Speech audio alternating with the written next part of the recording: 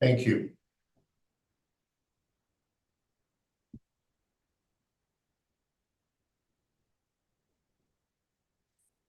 Good afternoon, everyone. I'd like to call the meeting to order again and acknowledge we are in Treaty 1 territory, the home and traditional lands of the Anishinaabe, Ojibwe, Inuit, Cree, and Dakota peoples, and in the national homeland of the Red River Métis. Our drinking water comes from Shoal Lake 40 First Nation in Treaty 3 territory. I'd like to introduce the members of the panel today, the secretary to the board and the assessor. I'll be chairing today's proceedings. My name is Mike Colatruglio. Joining me today via Zoom is Clay Purvis, as well as Michelle Duncan. Secretary is Crystal Harlan, and the assessor for today is Miss D. Rockney, correct? Correct. Perfect. If I get it wrong, please forgive me. To the Zoom participants of the hearing, please note you are placed in the waiting room until your property is called upon. When it is your turn, you will be admitted into the meeting. Kindly follow along on the City of Winnipeg's Board of Revision YouTube channel for the hearing process. Once the host admits you into the hearing, please close or mute your YouTube player. You will be permitted to speak with respect to your property. Once your hearing has concluded, you can leave the meeting. We will be hearing application for revision of the assessment roll in accordance with the Municipal Assessment Act. The matters for which revision is requested has been described in each application, and we will limit discussion to those matters. The statements that are made at this hearing are sworn testimony, and anyone speaking to the matters must be sworn in. Be advised that comparisons of assessment of properties are not considered evidence of market value by the Board of Revision. The Board of Revision is appointed annually by Council and is independent of it and the City Administration. It makes its decisions based on basis of the evidence provided at this hearing and issues a written order that will be mailed to all parties as soon as possible. Please note that the board's decisions with respect to the application may be appealed to the Municipal Assessment Board if the matter pertains to assessed value or classification, or to the Court of King's Bench in matter pertains to the application of exemptions from taxation. Should you wish to appeal, information on how to do so will be included with the board's order. With respect to the hearing process, I will confirm the points of appeal with your property to be addressed with each applicant following the swearing in. We will have the assessor's testimony followed by questions of the applicant that the applicant may have, and then the applicant's testimony followed by questions. Each side will have an opportunity to summarize if they wish. Once all evidence about the application has been brought forward, the applicant may leave. The process will repeat for each item on the docket today. The session will close after the applications have been heard, and the board will deliberate in private and make its decisions. You will receive the board's decision by registered mail as soon as possible. As information, all public hearings are live streamed and recorded and will be part of the public record. We'll be hearing items 3, 4, and 6 and 7 on our docket today. Ms. Harlan, please affirm the assessors and the applicant's testimony. Yes, Mr. Chair. Madam Assessor, would you please state your full name? Karine Dorakigny. Thank you. Do you affirm that the evidence you are about to give at this hearing is the truth, the whole truth, and nothing but the truth? I do. Thank you. Mr. Applicant, would you please state your full name? Rocky Neufeld. Thank you. Do you affirm that the evidence you are about to give at this hearing is the truth, the whole truth, and nothing but the truth? Yes, I do. Thank you.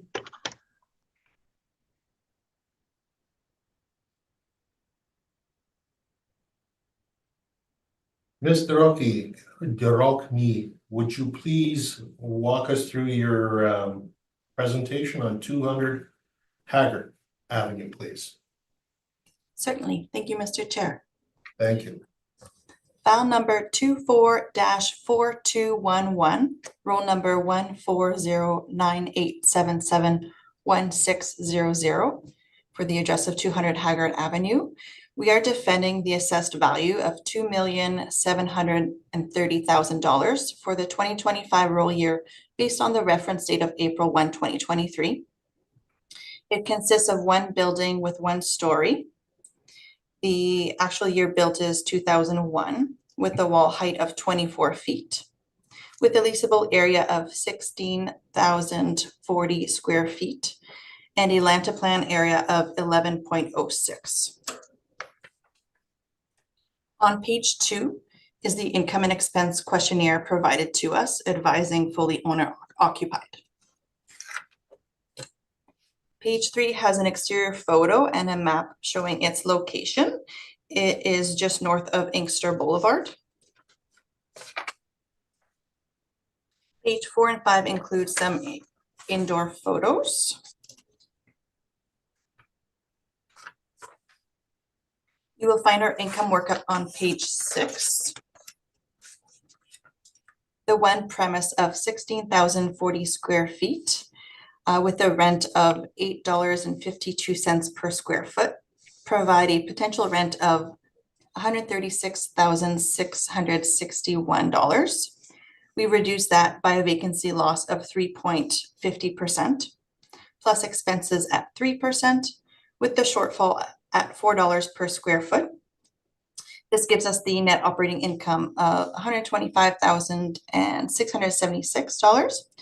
We've capitalized that at 5%, in which generates our capitalized value of $2,513,520, with adding the additional land value of $216,000, which results in our final value of $2,730,000.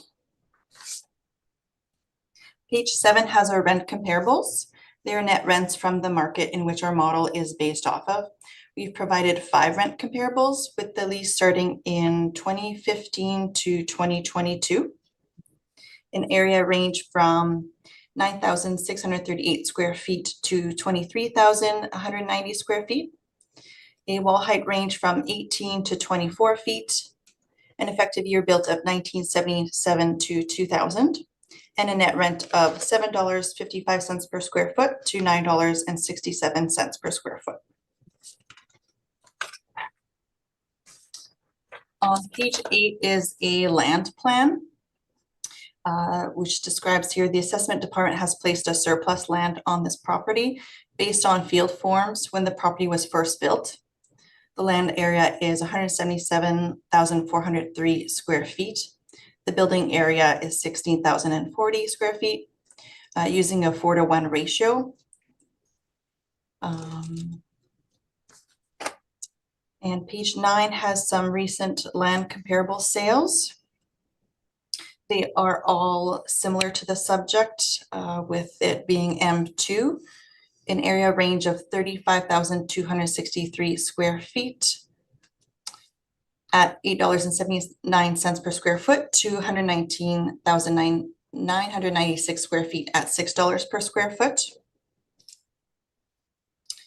And at the bottom has some more land comparable sales with some higher land areas below, ranging 97,964 square feet to 319,276 square feet with a range of $4.64 per square foot to $8.68 per square foot. If I can bring your attention to page 10. There's a description here in the past that the agent has argued that the value should be lower due to easements. The following is the background information with the number 1 easement agreement is a zoning agreement which restricts certain uses and likely has little impact on value. And the easement number 2 on page 11 describes this was required for a vehicle turnaround and could likely be believe the word is disregarded at this point, since Haggard is now a thoroughfare. You'll find our capitalization rates on page 12, in which provides the industrial range of 5.35 at the 20th percentile to 7.30 at the 80th percentile. Our cap rate of 5% is below the 20th percentile, but we feel it is acceptable as the building is small and newer. We feel that a low cap rate is acceptable due to low risk for a newer build, as well as the potential of expansion. Based on the evidence we provided, we believe that the assessed value of $2,730,000 to be fair and equitable, and ask for it to be confirmed. Thank you. Thank you very much. Mr. Neufeld, do you have questions for the assessor at this time? Yes, I do.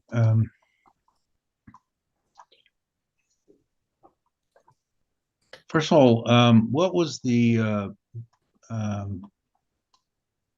general increase in the industrial division over the previous assessment year?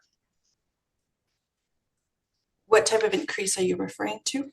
Well, the general increase in the assessed value from 21 reference year to 23 reference year. I believe it's in my evidence. Where? I don't believe it's in our brief. Oh, okay. No, okay, that's fine. I'm just asking you, do you know what the increase in the industrial area was? Not in particular to, like, you're referring in general terms? Yes, in general terms. Yes. As far as I'm aware, the industrial industry is booming. Do you have a number? I do not have it with me. I would say 20 to 30% would be an average. And does the assessment department break down industrial into subcategories? It is model driven. Do you know if the assessment department breaks it down into subcategories? And I will give you some subcategories: manufacturing, warehousing, flex office. Or do you break it down? We do break it down, yes. Sorry, this one is classified as an M2. M2? Where's that? It'll be on the first page for zoning, manufacturing general. Right, that's the zoning. That's not an assessment classification. Isn't it INMLM? Industrial light manufacturing. And what goes into this category?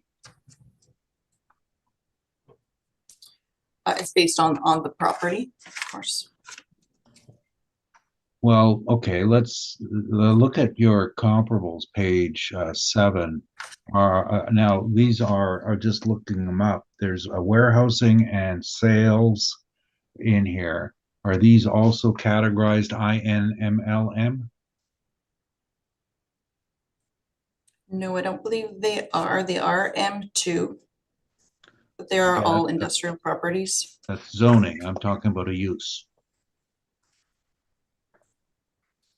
They are still industrial properties. Do you know what their coding is? I do. INWWH. Is that for all of them? Nope. At the Winfield Way is INMHM, but all the other ones are INWWH. Okay, and MHM is a heavy manufacturing, I take it? I believe so. And the rest are designated warehouse? Correct. And the subject is light manufacturing, correct?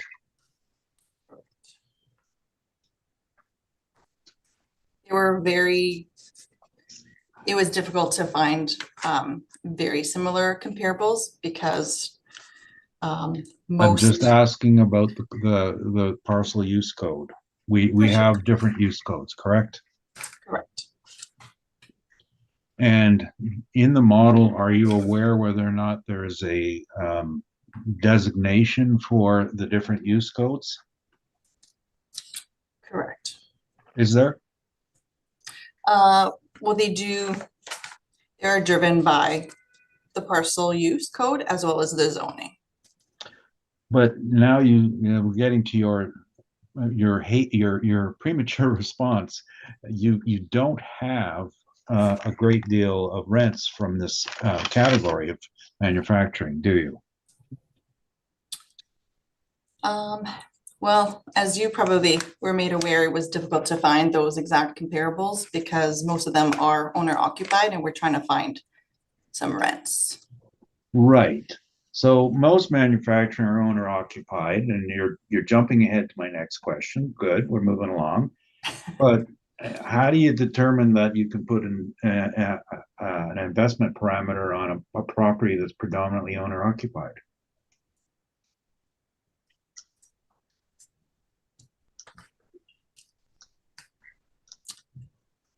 They're still similar in the fact that it's an industrial property. Well, if we look at the pictures that you've supplied us, and they look awfully familiar, like maybe I gave them to you, this is there's no finish in here, is there?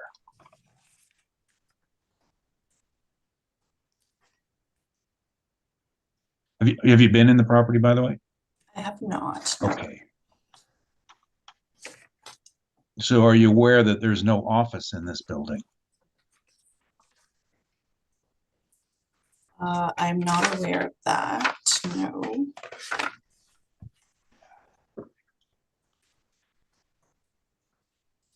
Is a newer property, a newer build.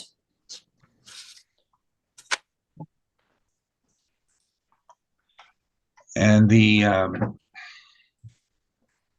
manufacturing buildings have the same lifespan as warehouse buildings? Do not know that. That Now, you brought up the topic of the registrations against the property, and what made you aware that this was an issue?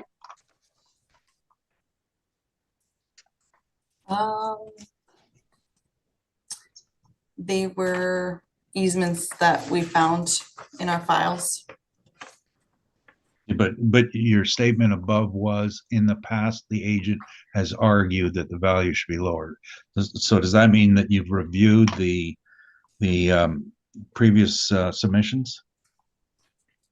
Perhaps I can say I'm presenting Merrick's briefs here on his behalf. So as you are aware, I'm doing the best I can. Well, I just admit to it is all I was looking for. So you don't know anything. You don't know anything about this. Right, you don't know anything about these then, do you?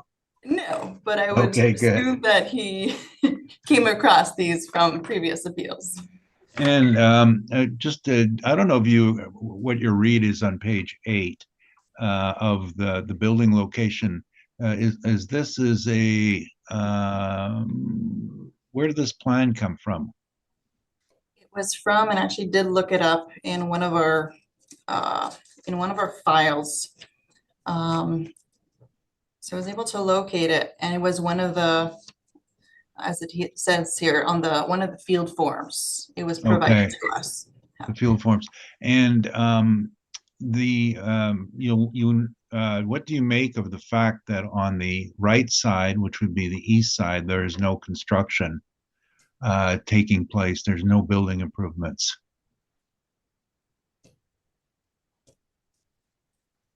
What are you referring to? Well, the building is offset to the west. Mhm. Now, there's no construction on the east side. Did you note that? No. Okay, well, it's just that you brought this forward, so I'm just I didn't think you'd answer yes, but where is this excess land located that you're garnering? First of all, what were the dimensions on it? It was surplus land area, 113,000 square feet. So where's this located?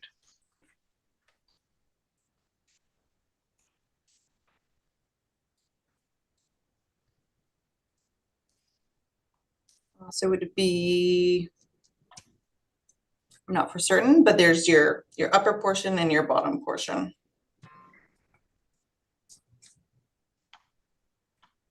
So both have the excess land.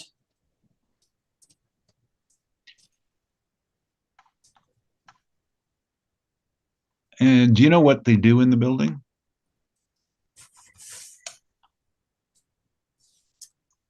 I do not, but it's McDonough Industries. Okay.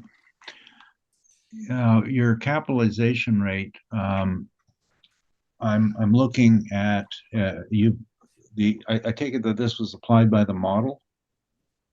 It was.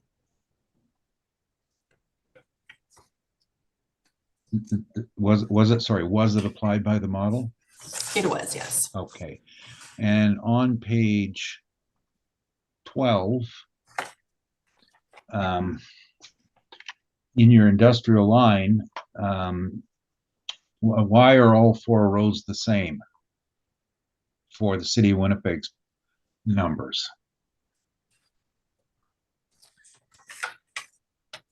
It was just set this way with the model.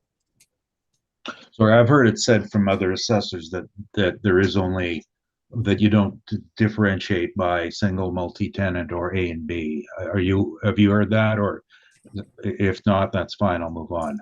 I have not known. Okay. This value is below the 20th percentile, correct? Correct. And did you note that the people who sell buildings, what they had established for rates being higher? Nope.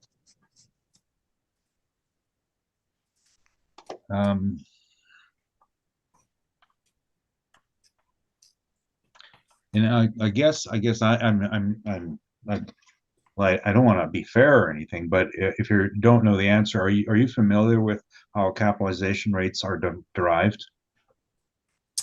Yes, and we feel that it should be lower than the 20% percentile because of the newer build and with the possibility of expansion.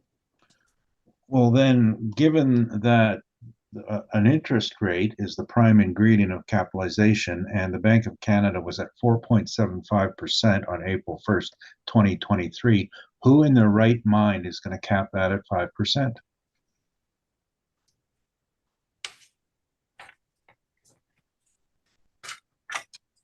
Sorry, is that a question? Yeah, it is.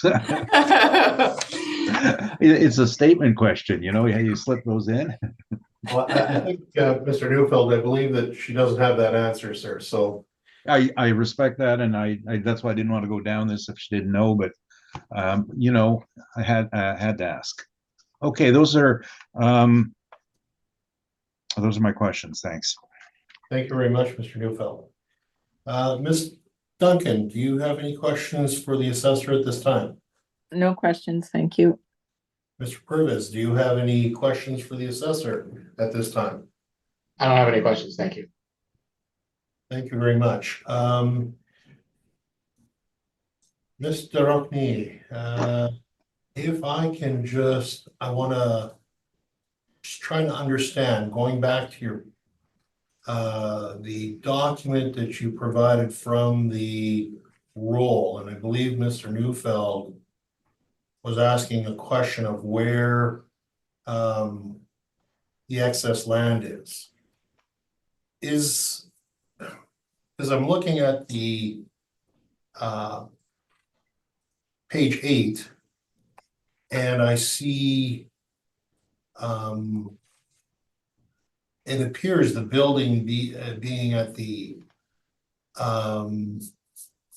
I guess it looks like kind of the middle.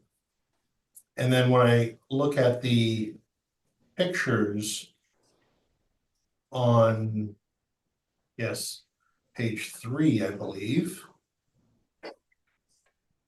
It appears that there's like a buffer between the street and then the building, and then it looks like there's additional land to the rear. Is that how this is in this instance? Am I saying that correctly? I believe so. And I think that's why we actually called it surplus land, with Okay. more so just extra land that they can build on. Okay, and you believe that I know what I'm trying to get at is it appears, looks like it's behind the building from the picture that we have in page 3? I think Would that so. be fair to state? Yeah, I think so. Because if I go to the overhead shot, where your little red dot shows it kind of in the middle of this somewhat of a pie-shaped lot, I guess, and there appears to be a bunch of land to the rear of the building. Is that possibly where your excess land comes from? I believe so. It's at the bottom. I just wanted to make sure that I understood. Because there seems to be a large open green space to the front of it also, so, Mhm. all right.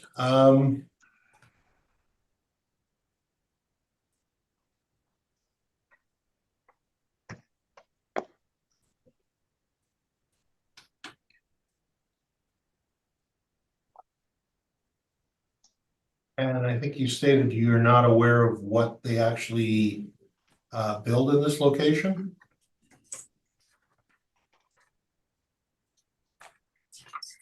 No, I think Macton is an agricultural manufacturer, my understanding. unfortunately, I'm not certain. Fair enough.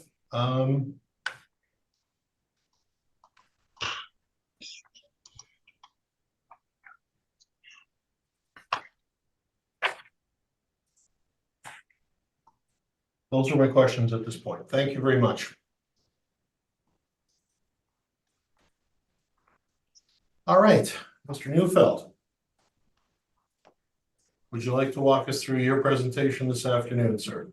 Sure. My involvement with this particular site began with my involvement in real estate in 1996. And so what I'm speaking of is firsthand. It is not hearsay. It is not take from other sources. It was because I was there. And the land in question, Inksbrook Industrial, was about 3 sections of land that a gentleman by the name of Klaus Rossler started to develop, and he never finished his development. There was some issues raising money. The first purchase on this lot was the lot immediately to the south, which is Fort Garry Industries. And we were involved with that. And so what happened was that there was no servicing. They had a temporary service from across Inkster, but then eventually the service came in along the street, which is now called, I want to say Commercial. It's the street that Haggart turns into. Further on, it changes its name, I believe. And the main service came along there, and to feed Fort Garry, it went on the lot line on the west side of the subject. So the blue markings on here are not perfect because there's generally there's not a setback on an interior side yard for M2, but they have to have one because that's where the water and sewer is buried. So that's one issue where they can't use the land. On the other side, the east side, there's an easement, and it's not written just for the subject property. It's on the whole section of land. So the neighbor to the east operated a business / hobby farm. And as part of his, they were rezoning this to industrial, and he's agricultural. As part of the agreement. Sorry, Mr. Neufeld, can I just get you to point me to where you're talking about on that picture on page 1 of your brief? Certainly, page 1, the land on the east side of the So you're building. talking to the left of the subject property as To shown. the right, to the right when you're looking at it. That's the Well, east to the side, right, right? to the So- right, is that correct? I just want to make Yes. sure I'm understanding what I'm seeing then. Right, and on that right side, it abuts the resident, and it actually had some very strange animals on his site, something like some emus and other things, but he obtained a 50-foot green space zone and a 100-foot no build zone, and that extends on the whole quarter section.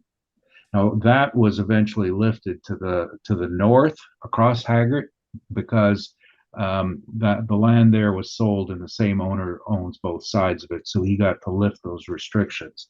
But it's still in place from Inkster to Haggart. So that's why what you see in the subject, it's a poured pad. Now that they were permitted to put on that setback, and that white thing, that's a tent. Oh, tent. It's a tubular aluminum frame canvas covering. It's not a permanent one. So that the impact is on the entire east side, and it goes down all the way through it. I was involved with trying to get the city administratively to lift it because there was changes in usage, and it couldn't be done.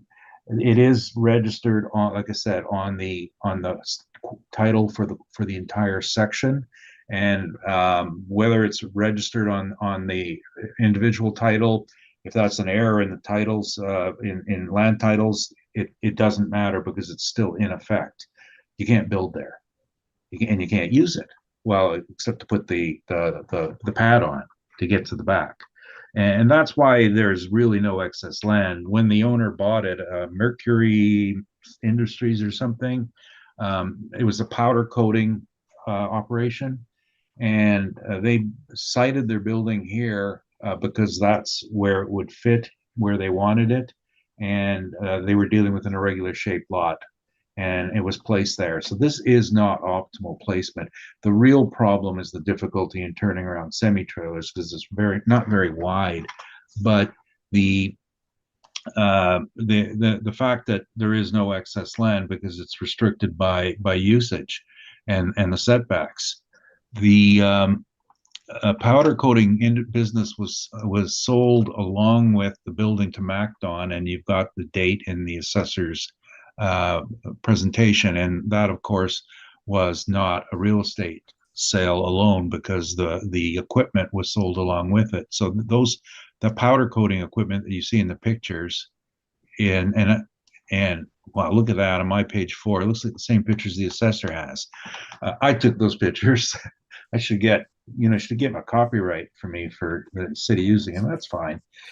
But the powder coating, it's an assembly line. It's hung from the ceiling. They put their pieces on it. It's for a small piece powder coating, and they send them through the machine, which is at the bottom of page 5, and they go up through the machine and they put the powder coating on them, and then they ship them back to the main plant on Moray and attach them to the implement that it belongs to. MacDon has a huge powder coating facility and a 400,000 square foot building there, but that's big pieces of equipment, and this one is their small one. I said there's no office, and on the top of page 4, you can see that there's looks like a bit of a build out, and there's a pipe coming from the top of it. That's the lunchroom. There is no need of an office because it's a satellite operation, and there never was one in the building. So even when you're comparing it to other buildings, generally have some office build out. Now, an office build out doesn't add a ton of value, but if you're going to sell it on the market, the next user along is going to want something. So it is lacking that. It's just purely for manufacturing, and powder coating is all done in an enclosed booth, but it is generally, I believe it is on the city, the list of potentially noxious uses. I don't know if I don't have an environmental database on that particular building, as it was rather early, and I don't think it is on the list, but that's what it's in use for. The we had now the easements and titles. I'm just wanted to check something here.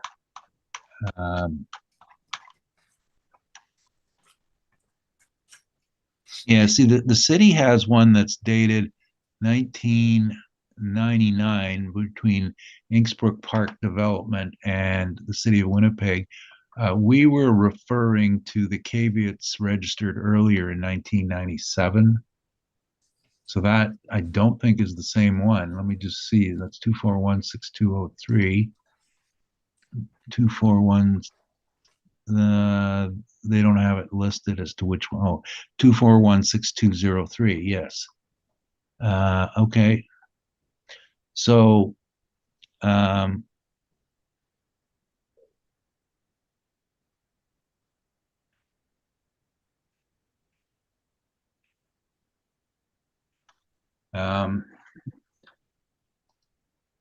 there was also, okay, there's the caveat 2166490. Oh, that's the one we were looking at here. So the city has brought you 2416203, which is the easement agreement. We were referring to 2166490, which is the building restriction. And that's the one that's registered on the land. That's showing up what page, Mr. Neufeld? Page 6. Thank you. Yeah, this is the way the titles used to look when we did them. When did I pull this title? 2012. On page 7, just shows you the nature of the changing area around the subject. So the land immediately north of the, and sorry, it's not immediately north, it's northeast of the subject is now planning area 5, and beside it is planning area 30. So these two designations are changing the nature of the land to be retail and residential. And it was originally an industrial designation for future use. And what this means is that the impact of having a residential next to you will mean that if you're already there and you're built out, you can stay as you are. But if you want to make an improvement or an alteration or an addition, you're going to face additional restrictions because you're now abutting a residential zone. So these markings here, A, B, D, 530, 7, and 13 are listed on page 7. These are all from the city's planning department, and these are precinct areas for future development and not industrial. This is residential with commercial. And the precinct plan T is listed below on page 8. T stands for Terracon. And this is the land that now surrounds the subject area. And you can see that they're changing it. Land use, bottom of page 8. It was currently designated general manufacturing, and the amendment is going to change it to a residential neighborhood. So that's a bad thing for industrial to have residential come in on it. The next thing on page 9, this is a map of the Centerport zone. Now, a Centerport zone is a form of a free trade zone, and transactions between parties and exporting is not taxed at certain levels. And you'll note that the subject property is not within this free trade zone. It's actually located, I didn't put a mark on it, but you see where there's a wording that says North Inkster Industrial.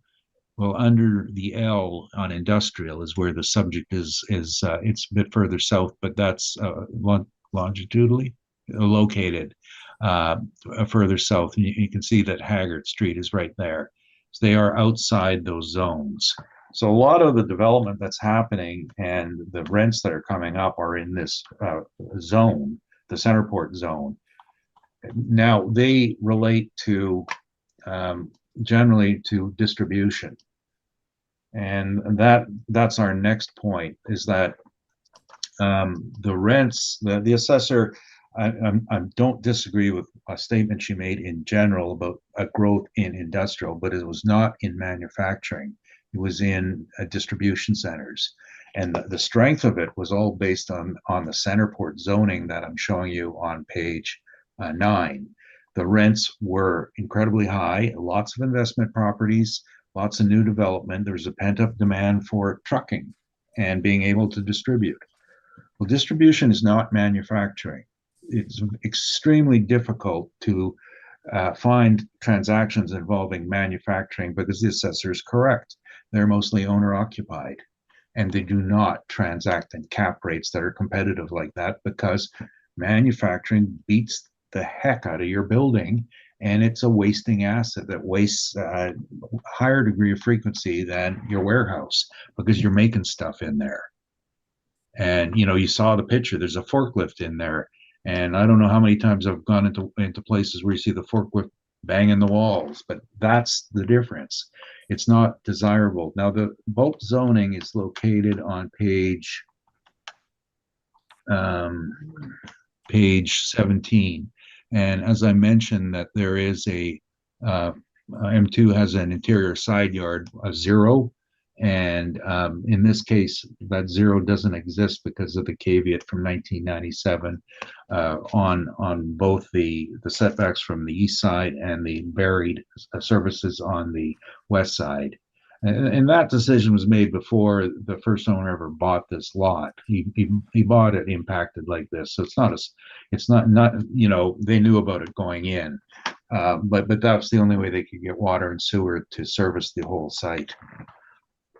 Well, the number we put on in this was for rent was I can't even find my rent table here. Okay, so we had some rates here on page 3, and we were working on updating them and broadening them, but there's no street called Woney. I just saw that it's Sony. The rents in this that we're seeing are generally there's a fairly strong in the $6 to $7 range, and we were putting this one below that because it is manufacturing, and the office is lacking, and it's not a great location. Semi-turning isn't the greatest. It was just in the lower part of the range, and that we had there, and I'm just trying to look at one or two that I think may be most comparable, but I believe almost all of these are. Oh, okay.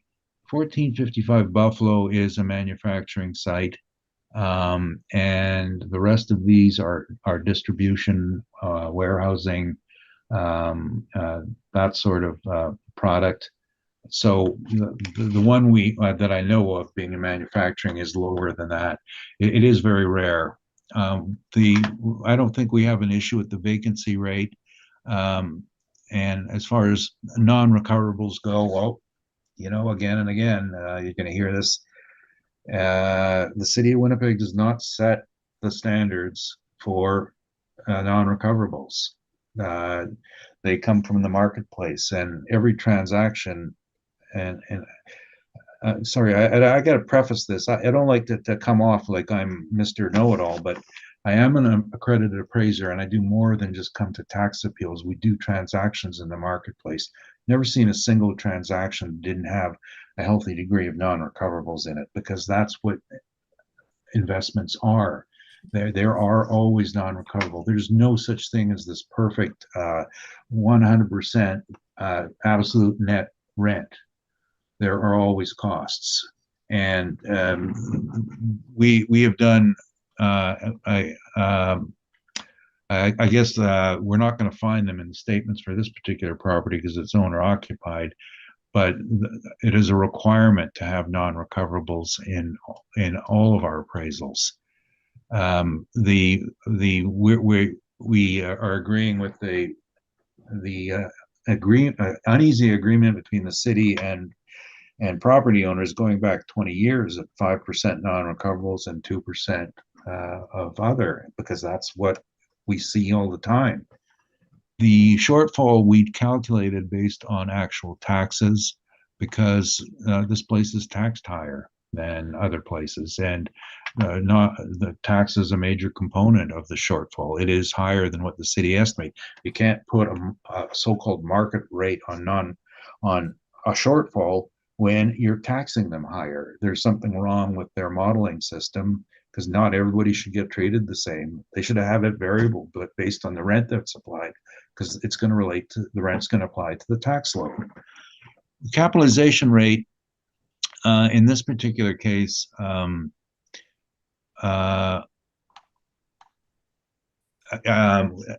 we don't have a lot of industrial properties in our cap rates and no one really does because they generally don't sell on investment. What we did is we looked at we start with the Colliers prime rate, which is the best property possible, and then look at the deficiencies in comparison to it. And our best prime rate is actually stated on page 40. That's the appropriate one to use. So the industrial I think the mistake made on this particular report is that it should have started at 6.5 as a class B at the lowest, not a 6.0. But I'm not making changes for a lower value at any board. We gave you what we had, and I think it should be a higher rate. Point out some commentary on page 42. Double-digit cap rates seem possible in 2023 for a few select assets as the impact of a new rate environment. On page 43 is our definition of industrial, and you'll note that Class A and Class B do not speak of manufacturing. These are generally distribution warehouses and or flex warehousing. Not manufacturing. Page 44, I pointed this out before, there was an error in our cap rate reporting, so that whatever the city is using on their page 12 in regard to Colliers is in error. Not our fault. They should have checked with us and asked for permission. Page 45 is what I was referring to. These are the Bank of Canada primes. And you can see that in the years preceding the effective date, there was as low as 0.50. That's the rate that the Bank of Canada charges a chartered bank. The chartered bank then adds their markup to it, and then they make that part of their mortgage. Well, making it part of their mortgage then relates it directly to the cap rate, because the cap rate was built to give people mortgages. So you know that there's enough money coming in from the rent to pay the mortgage and a return on equity. It's a very simple formula that all appraisers had to learn when we were trained, and it's for times like this. And times like this means from about 2020 onwards, there have been a real scarcity of rates in the marketplace because everyone's on a hold because we're waiting to see what happens next. On page 37 is Colliers didn't come up with this. They dusted off the old books and said, hey, we used to do this thing where we looked at the spread between the mortgage rate and the cap rate. And we don't have any cap rate sales, but we can use this 4-point spread, right? And back in when rates were 0.50 and your bank primes might have been 1.25, 1.5, that indicated a pretty low cap rate. But on April 1st, 2023, at 4.75%, a 4-point spread would indicate a cap rate of 9%. And of course, that has not happened because there's some optimism that the rates will begin to decline, and investors do tend to do an averaging rather than just a scary moment in time. If the rates are really low and they can get a 4% mortgage, well, they're not going to drop their caps. They're going to bide their time in case the rates go up. But no one expected them to quadruple or octuple, whatever the word is. And that's what threw off the markets and turned us into a wait and hold. Very few sales have transacted. We have not found a single industrial investment sale in Winnipeg that transacted in the 2 years before the effective date. And that doesn't give you license to go back to 20 and 21. That means you still have to respect what's happening in the market. And so the answer is go back to when we used to do cap rates under it was either called the weighted average cost of capital or the mortgage equity method.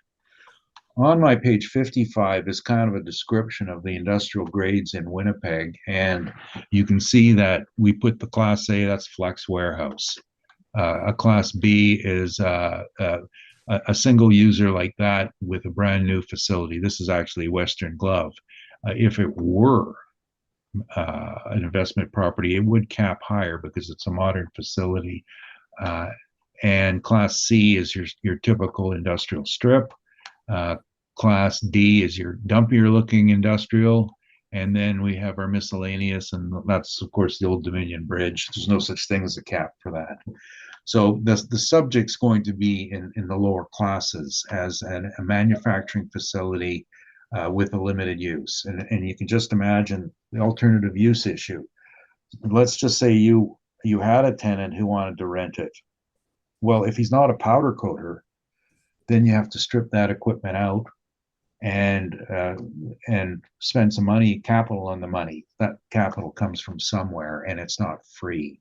You don't get a 5% cap rate and say, "Oh, we got money for free. It's okay. We won't charge you for that." No, it all relates to money, and those are the issues, and they've been sort of paraphrased back on our page 2 as to the issues that have come up on it, and I have spoken and addressed all of them.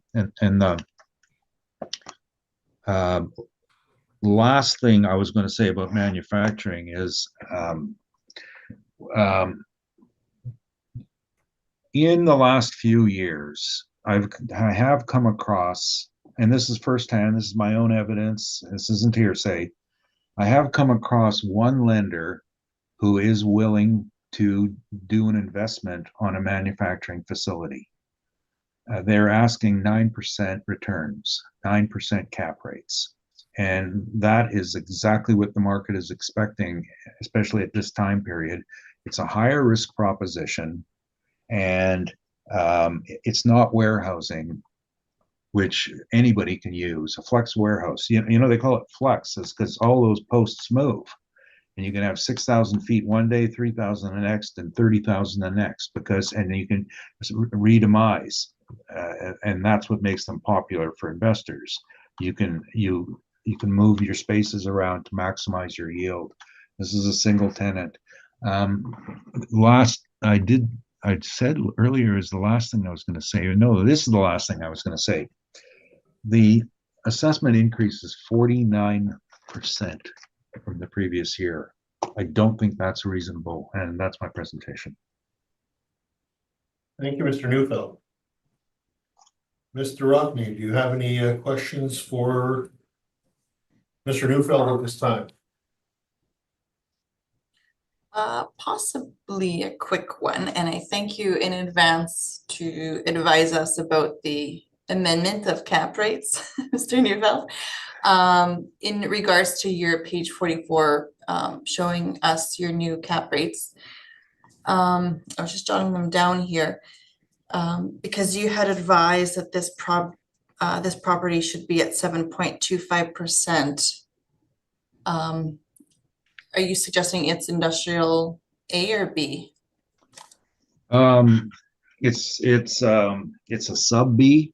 It's a non-tract type of property for Colliers because it's not investment grade, and that would indicate a higher rate than these are for ones that are sought after in the marketplace, not ones that need the capital. So I don't know if that answers your question, but I would say sub B. Thank you. That's all my questions. Thank you very much. Mr. Purvis, do you have any questions of the information provided by Mr. Neufeld? Just want to clarify here. Your submission for the recommended assessment is the one that's found on page 1? That's correct. 1,074,000? Yes. Okay. We're hopping back and forth there, so I just wanted to make sure I was looking at the right set of numbers. It's a canned speech I have, you see, and I move around. We want you to keep it interesting for yourself, right? Yeah. And in 2012, there was that purchase that was made of this property. That purchase was by MacDon. That's correct. The ones that bought it then. But it was everything you see in the pictures, like the powder coating equipment, came with it. And that's the same equipment that was purchased. Yes. Yeah, I was in there before with the former owner, and afterwards with MacDon. Now that particular powder coating machine, I think they gave me a price on that installed was about $900,000. Okay, those are my questions. I'm looking at the right part of the information now, so I can make everything else there for me. Thank you. Ms. Duncan, do you have any questions? Yeah, just a couple, and I will apologize in advance if you've said it and I just missed it. But I think my one question was on page 7, the chart. I understood you to say that that's representing where the easements, which was on page 6, come into play. Did I understand you correctly in that? No, the page 7 are where the easements got lifted because it's common ownership now, that block 5 and block 30, and it's there's no requirement to have them anymore. And as well, the easements were lifted. If you look on page, the overhead on page 1, on the north side of Haggard. So I'm trying to remember the ownership of Sun X, and then Bueller, and then Quadrille. They all had they bought the development, successive owners from Klaus Rossler, and they had the land on both sides, and then they therefore did not have to easement their own properties on each side. So where it remains in place on them is with the lands that are parallel to this site, 200 Haggard and 2525 Inkster below. I don't know, this is going to bore you to death, but okay. On the picture, page 1, if you look at the parcel in the bottom left corner, you only see a piece of it. That's Fort Garry Industries. In 2004, I bought this piece of land immediately to the east of them when it came up for sale. Just a 50,000 square foot strip of agricultural zone land. I bought it on their behalf, and we then tried to get the easement lifted administratively on their own lot, and we were turned down. So it's not it would probably at this point in time take I think through a bylaw process in order to lift it, because we couldn't get it lifted administratively. Okay, no, and I'm assuming that you have, with all the history on this, it's not boring, but maybe for the purpose of this, I'll just kind of go back to trying to orientate myself a little bit better on this. So the land to plan ratio is 11.06, based on what the city said. And so do I understand you correctly in saying there's usage pieces, but also the land itself, that all that land in front and all that land behind, I guess more so the land behind, can't be utilized because of a sewer and water scenario? There's no the land behind can be used. What happened is when they made their decision on the siting, is they pushed well back from Haggard. So the land in front really doesn't do them any good because there's nothing they can do with it. It's too narrow. The land in back could be, and it would have to be a plant extension that, of course, would maintain the clearance on the east side and the smaller clearance on the west side. So it is possible. I guess what I'm saying is that 11 to 1 is not an appropriate number to use. I think we had calculated it out once that with the setbacks in one of my previous documents, I think we looked at it as the ratio was, I think, about 6.5 to 1. And at that point, it's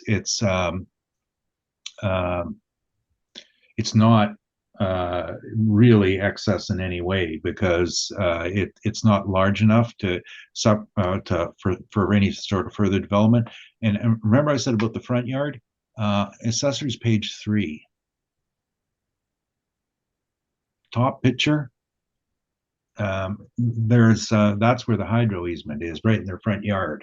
And beside that is looks like a fire hydrant. And that's well in from the street boundaries. So again, this was part of the goofy, they call them now joint trench, utility joint trench, that ended up being on this property. That's why the front yard can't be used. Okay. And again, if you did say this, again, I apologize. This is a lot of information. So light manufacturing is currently what's utilized in there. Based on the 2001 infrastructure, newer infrastructure, you can tell from the pictures, it's a very solid building. That's not something that can be converted. You take out the $900,000 in powder coating and put in other light manufacturing of different types. Yeah, you could, and so then you have to look at the capital cost. You take the equipment out, there's a cost. Is it salvageable at all? That's another consideration. And then you have to go back into the building, and you'd probably have to put in an office somewhere. And then you look at the siting of the loading bays. So the office would then be offset probably to the west, and you'd have to rebuild it, and then you have to conform with current building code. And so it's all doable. It's just money. And then you go to the market, and you're going to get your rent, whatever it is. So, if you want to get a higher rent, you're going to have all this stuff done for you. And it isn't done. So we dealt with that by the rent issue. I don't know if I'm confusing or simplifying right now. No, I asked the question, you're answering it. That's what I expected, is that you would explain what other options may or may not be. And if there's cost, of course. Then the other question I had was, let me see if I got my train of thought here. Again, I'm just orientating myself on the picture here.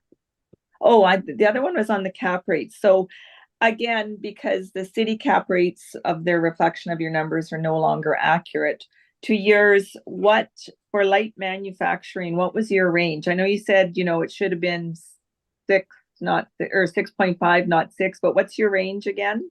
Well, on a good property, it would be page 40, 6.5 to 7.5. 6.5 to 7.5, and that's like the full range, or that's just on a good property? Like, what's your? Well, yeah, that'll give you a range of quality within there. And as I mentioned, we were moving towards the upper end simply because of the deficiencies that were noted there.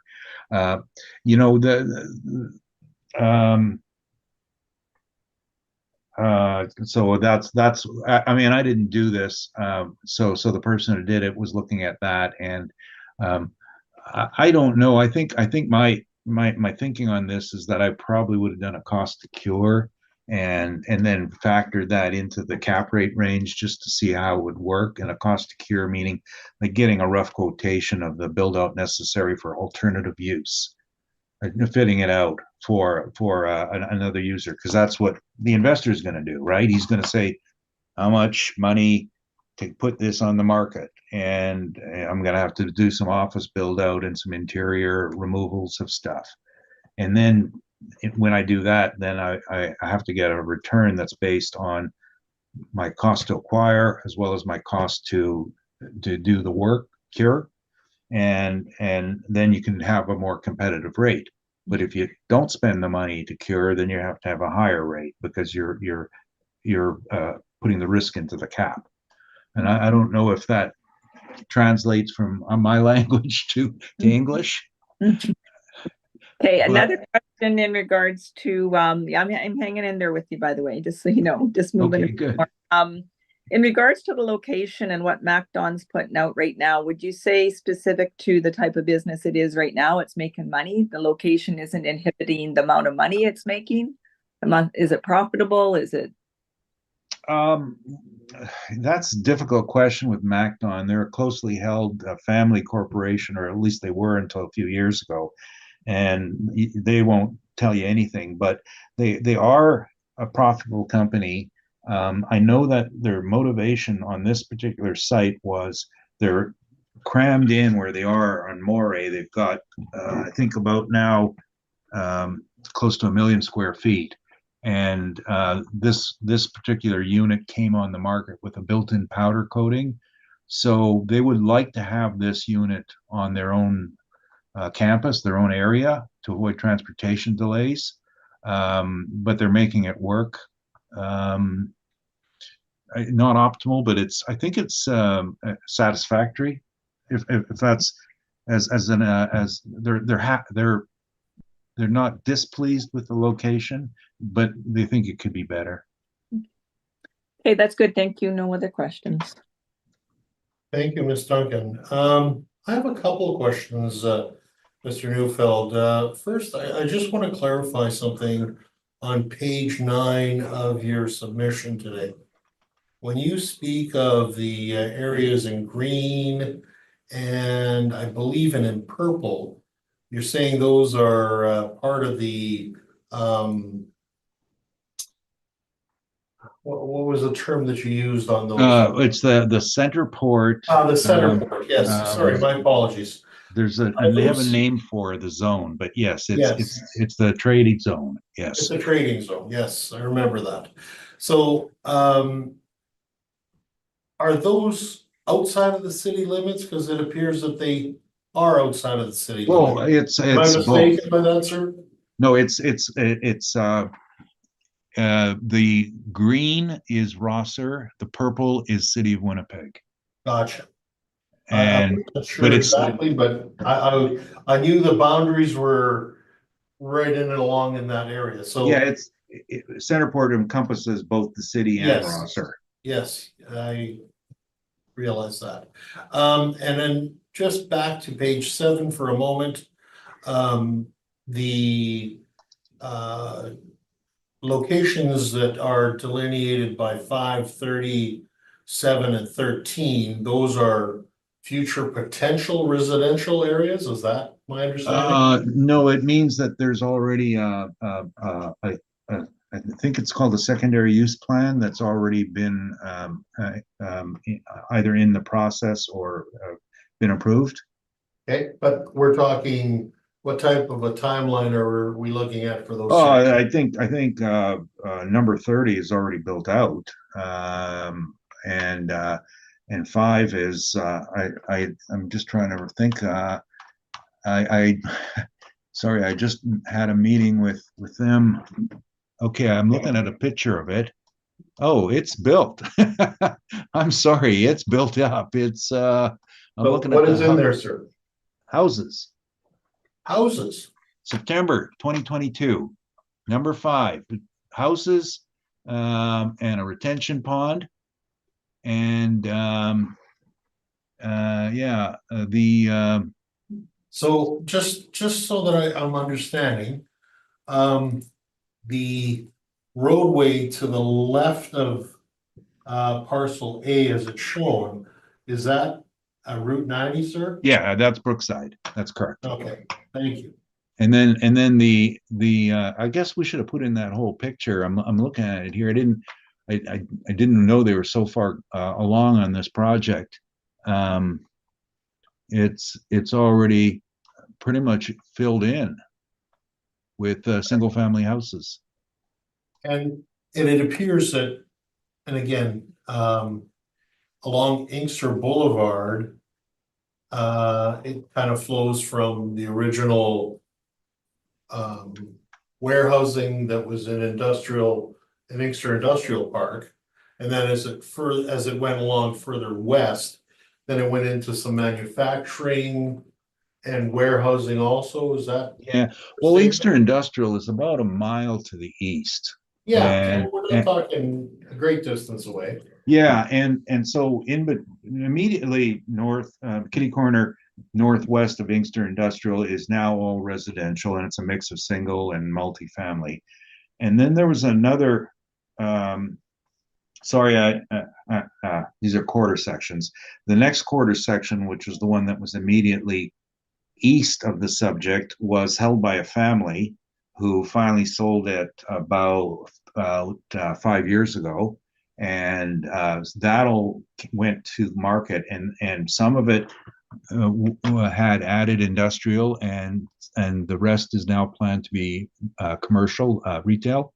They're planning a retail there, and then right in the middle between them, which is the picture I've got on page top page 1, where you can see the yellow line going up and a cul-de-sac and a circle thing in the middle.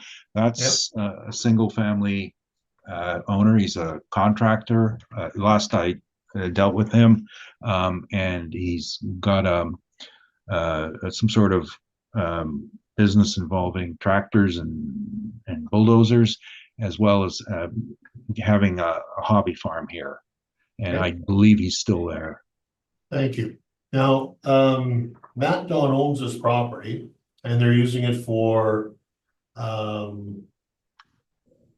believe he said for spray powder coating their smaller parts for their machinery, correct? That's correct. And they are literally Murray Road, which is probably less than 10-minute drive away from this.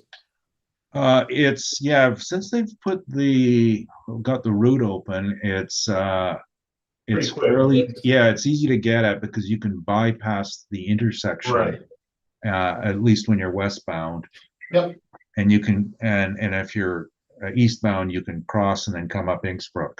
So this is a pretty good location for them, other than the fact that they like to have everything kind of all together on Murray, as you stated. Yeah, and if you're building 1,000, well, I don't know, 500 tractors, and you have the small parts are at one place and the big parts at another, you're running a perpetual courier system between the sites.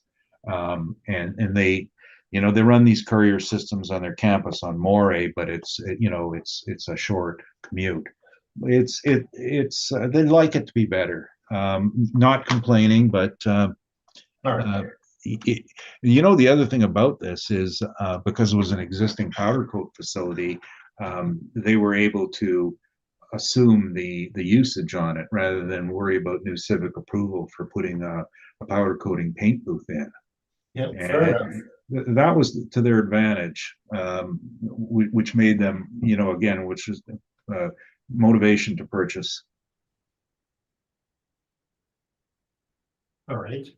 And both of you agree that there are very few comparable sales and or rents for this type of building, I'm guessing, yes? Yes, that's the difficulty. It's not Not common. It's not a sought after investment. When you Sure. think of real estate investments, people, they like the stability of multifamily. And after that, the Flux Industrial has been performing very well. Retail is mixed. If you stick to the right retail, it's good. The wrong one, it's bad. office stinks. And manufacturing is Fair enough. always, I'm more interested in just the industrial at this point. yeah, no, it's always been a tough call, but for a lot of reasons, because it's not just the abuse a building takes, and your asset, will it last that long and continue to earn money without repairs? And it's also the fact that most industrial run the risk of being having environmental issues, whether accidentally or because of what they do. And so an investor comes along and worries about, the cleanup down the road, and the responsibility for it. So it'll weigh on their minds. If you've got a warehouse full of Kellogg's cereal, or if you're powder coating parts, there's a difference in the environmental risks. Thank you, Mr. Neufeld. Those are my questions. Mr. Chair, Yes, it's Michelle. Just one more in regards to the comparables for yes, comparables. go ahead. Mr. Neufeld, which ones in there are light manufacturing as well, like classified the same? 1455 Buffalo. Any other ones?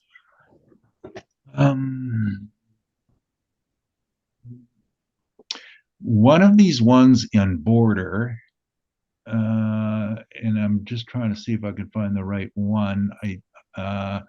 No, I don't recall which one I have. It's Buffalo, Border or Notre Dame. It's the same complex. It was a print shop. I guess that would kind of qualify as an 1450 Mountain at the bottom. They make goose down jackets. I guess that's manufacturing. 1245 Border had a manufacturing use in it on that particular rent, but they're gone now. Those are the only ones that I know. The rest are all warehouse or distribution or something like that. Okay, thank you. Thank you.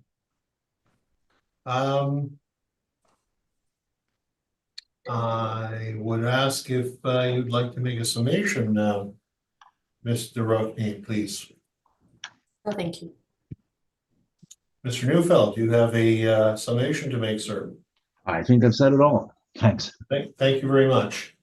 And with that, I think we can close this particular item for the moment. Thank you both for your submissions. Let's move on to the next part of the docket. That is item number 4. This is 631 Ferry Road. And Mr. Ruckneek, would you please walk us through your submission this afternoon, please? Yes, thank you, Mr. Chair. File number 24-4210, roll number 0702106700. Address is 631 Ferry Road. We would like to make a recommendation. You'll see on page 1 at the bottom is to reduce the value from $1,497,000 to $1,259,000 for the assessed value of the 2025 roll year based on the reference date of April 1, 2023. This property consists of one building with 2 premises with 1 story, built in 1964, with a wall height of 22 feet, with a leasable area of 15,500 square feet and a land to plan area of 10.87. We provided an updated income workup on page 2, with the 2 premises accumulating to 15,500 square feet with a rent of $4.17 per square foot, would provide a potential rent of $64,635. We've reduced that by a vacancy loss of 4.5%, with the shortfall at $4 per square foot, plus expenses at 3%. This gives us the net operating income of $57,085, in which we've capitalized that at 6.8%, in which generates our capitalized value of $839,480. And adding land value of $420,000 in our final recommended value of $1,259,000. All right, let's see if Mr. Newfeld is interested in that number. Mr. Newfeld, are you interested in that, No, I thank revaluation?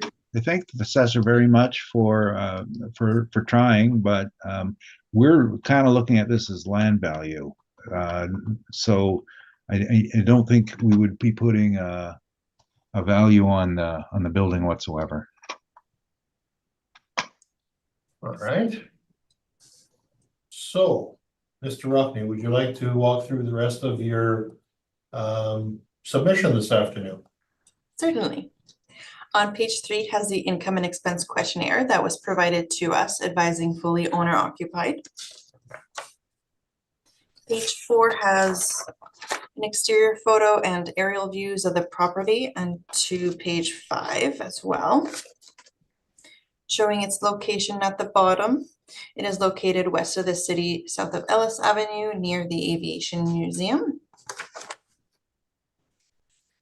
Page 7 has our rent comparables. They are net rents from the market in which our model is based off of. We've provided 4 rent comparables with the lease starting in 2019 to 2022. Area range from 5,150 square feet to 10,399 square feet. Wall height range of 14 to 23 feet. An effective year built of 1961 to 1969, and a net rent of $4.13 per square foot to $7.25 per square foot. Providing below some land comparables of recent sales ranging from 44,598 square feet to 62,949 square feet, with a $7.48 per square foot to $10.28 per square foot. You'll find our capitalization rates on page 12, in which provides the industrial range of 5.35 at the 20th percentile to 7.30 at the 80th percentile. Our cap rate of 6.8 falls in this range. Based on the evidence we provided, we believe that the assessed value of $1,259,000 to be fair and equitable, and ask for that value to be confirmed. Thank you very much. Mr. Newfeld, questions for the assessor? Yes. Do you know if you or anyone else from the assessment department have been out to this site recently? No, not recently. Do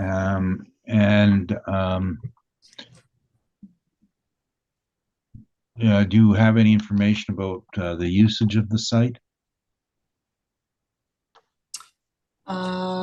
No, I do not. However, McDon Industries is the owner. Right. I'm just looking at this page 1, you're saying built 1964. The form they submitted says 1948. I don't know what's right on that. Was there a date change on this? Do you have an original date on this? That's a good question.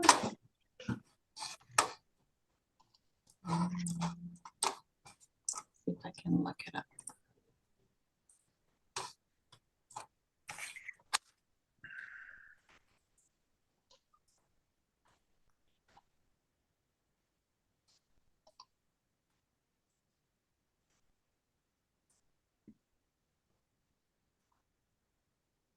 Yeah, actually, I found your site that says 1958, but I'm only seeing it as 1964 here.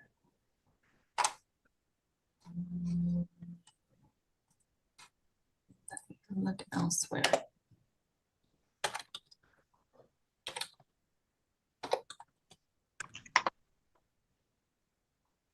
Is it possible that there was a small effective age change to it? that's what I was wondering, because I have another database an assessor gave me a few years back. It says 1958 age with a variable with a variant whatever age 1964. We're not talking a big spread here. No. I just noted that and I Oh, I see. I see what the problem is. There was another building on the site at one point, wasn't there? Okay, maybe it was demolished. Yeah, so we don't know which one stayed. Yeah, you can see the foundation on page 4. Because typically you would have the actual year built different than the effective year built. Okay. So this must be the one that's standing. Um, and sorry, and now you are aware that the building is on the environmental database? Nope, I was not. What does that entail of? Okay, so my understanding is that the model does not give consideration for environmental contamination. Is that, do you know if that's correct or not? I didn't think this property was on that list. Okay. And well, does that change anything for you knowing it's on the list? It would, yeah, it would possibly change a bit of the quality aspect of it. Okay. Um,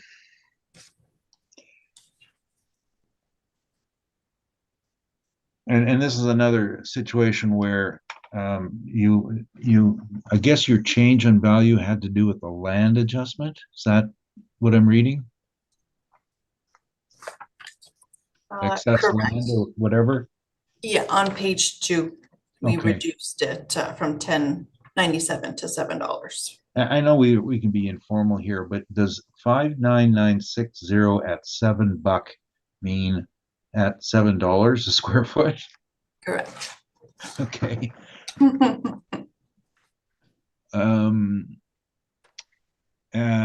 And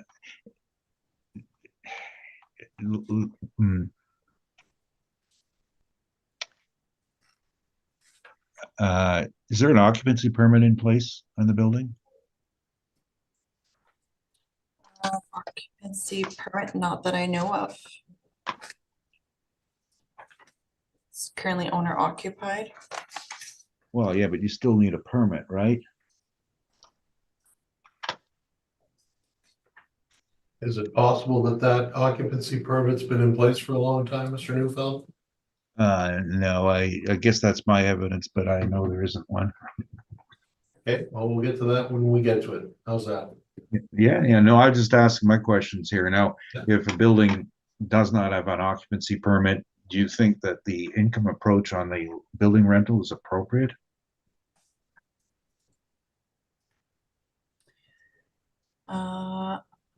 As far as I'm aware, it should have an occupancy permit. And we would certainly always use the income approach for an industrial property. But again, no one's been in there in your department, I imagine, for quite some time. Correct. Okay. Those are my questions. Thanks. Thank you very much, Mr. Neufeld. Questions, Mr. Pervez, please. Just looking on the map, so the property's 631 Ferry, but it's the property that's on the picture number 4 is marked 616 is on there. That's the actual building, right? It has 3 addresses. The primary address is 631 Ferry Road, but it has 2 secondary addresses. Yeah, with Ellis and Roseberry. Oh yeah, I see on Ellis there's an 1872, and then there's the 66. But the building that's left on this property is that one that's at 616 Roseberry, I guess. Correct. That's okay, because I just the pictures I was looking at, I wasn't sure from the street view if it was the building and the picture above it. There's a building to the left in that picture, but that's the next property that's adjacent to it, right? Correct. Yeah. And do you know how long all the rest of that property has been bare land? I do not. No, we don't have any like there's no demolition permits or anything that Not that I know of, no. Maybe Mr. Neufeld can shine some light on that. I expect he will. And then I'm just looking at your comps again. Sorry, I just want to go back up to those. So your rent comparables, can you just quickly, I'd like to go through them, just see what kind of properties. So 1695 Sargent, what kind of business is in there? Is it light manufacturing or is it a warehouse or? Yeah, that one is, no, unfortunately, none of them are light manufacturing. I Same dilemma. apologize. I have to excuse myself for a minute. You need a recess for a moment? Yes, a minute would be fine. Okay, we'll take a quick 5-minute recess then. Sorry, give you an opportunity to look through your things then. Thank you. Mr. Rockney, I believe you were answering a question of Mr. Neufeld's. Were you able to find the information that you were looking for? Yes, of course.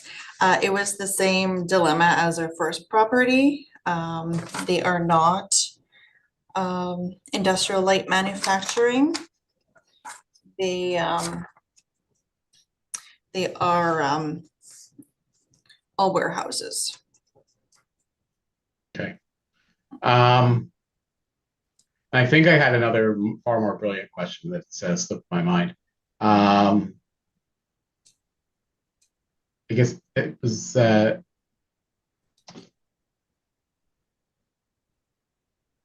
no, actually I don't, because it was related to cap rates, but I see where that is now. So that concludes my questions. Thank you very much. Ms. Duncan, do you have questions at this time? Yeah, just couple. So I know what its use as far as the industrial light, but what's currently in there? Like, what do you know what the current use is? For the subject property? Yeah. It's McDonough Industries. So I'm not entirely certain what they are doing in there.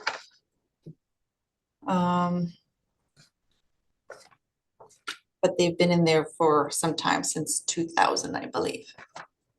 Okay, and then is there any potential for subdivisions of that property? Is there any restrictions to that? Not that I have been informed of. Okay, that's all for questions. Thank you. Thank you very much. I was going to ask along the lines of, is MacDon in these adjacent buildings or properties to the subjects in this particular instance? Do you know? I believe there was one adjacent. But not entirely sure. Okay. Mr. Neufeld. Would you be able to give us an idea if it was to the south of this picture or to the north or east? You're not sure then? Just take a quick peek.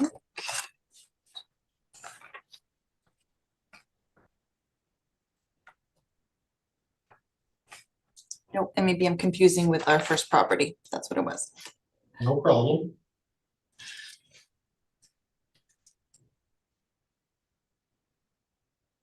So no, I would say You're not certain. not certain. Thank you. Fair enough.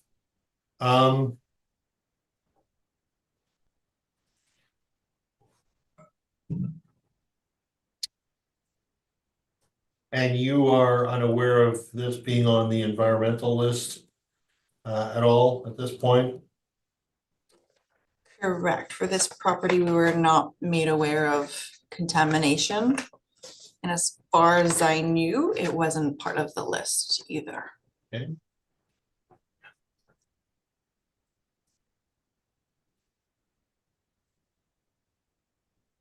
And this is model driven valuation? It is, correct. as well as cap, all facets were model driven, yes? Yes. Thank you very much. Those are my questions. Mr. Neufeld, would you like to walk through your information for the afternoon on 631 Ferry, Yes. please? Of course.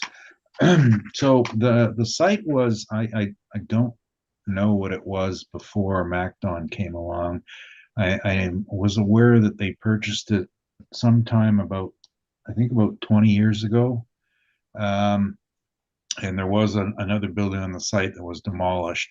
Since the time they've owned it, it's been completely decommissioned. The building, I've been in it numerous times, and I'll get to the reasoning behind that, but the only thing I've ever seen in there is that they had some dead storage in there. So there would be some certain materials, excess materials for their tractor facilities, that they would store the steel in there, and things like that. And at one point they used it for tractor testing.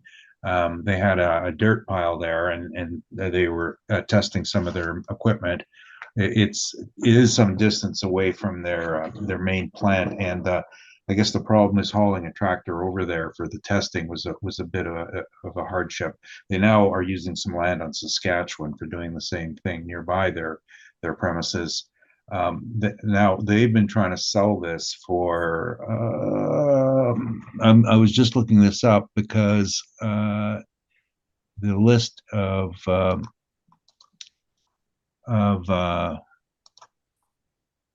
times that we've had to essentially, our office has had it listed, I guess, in perpetuity for some time.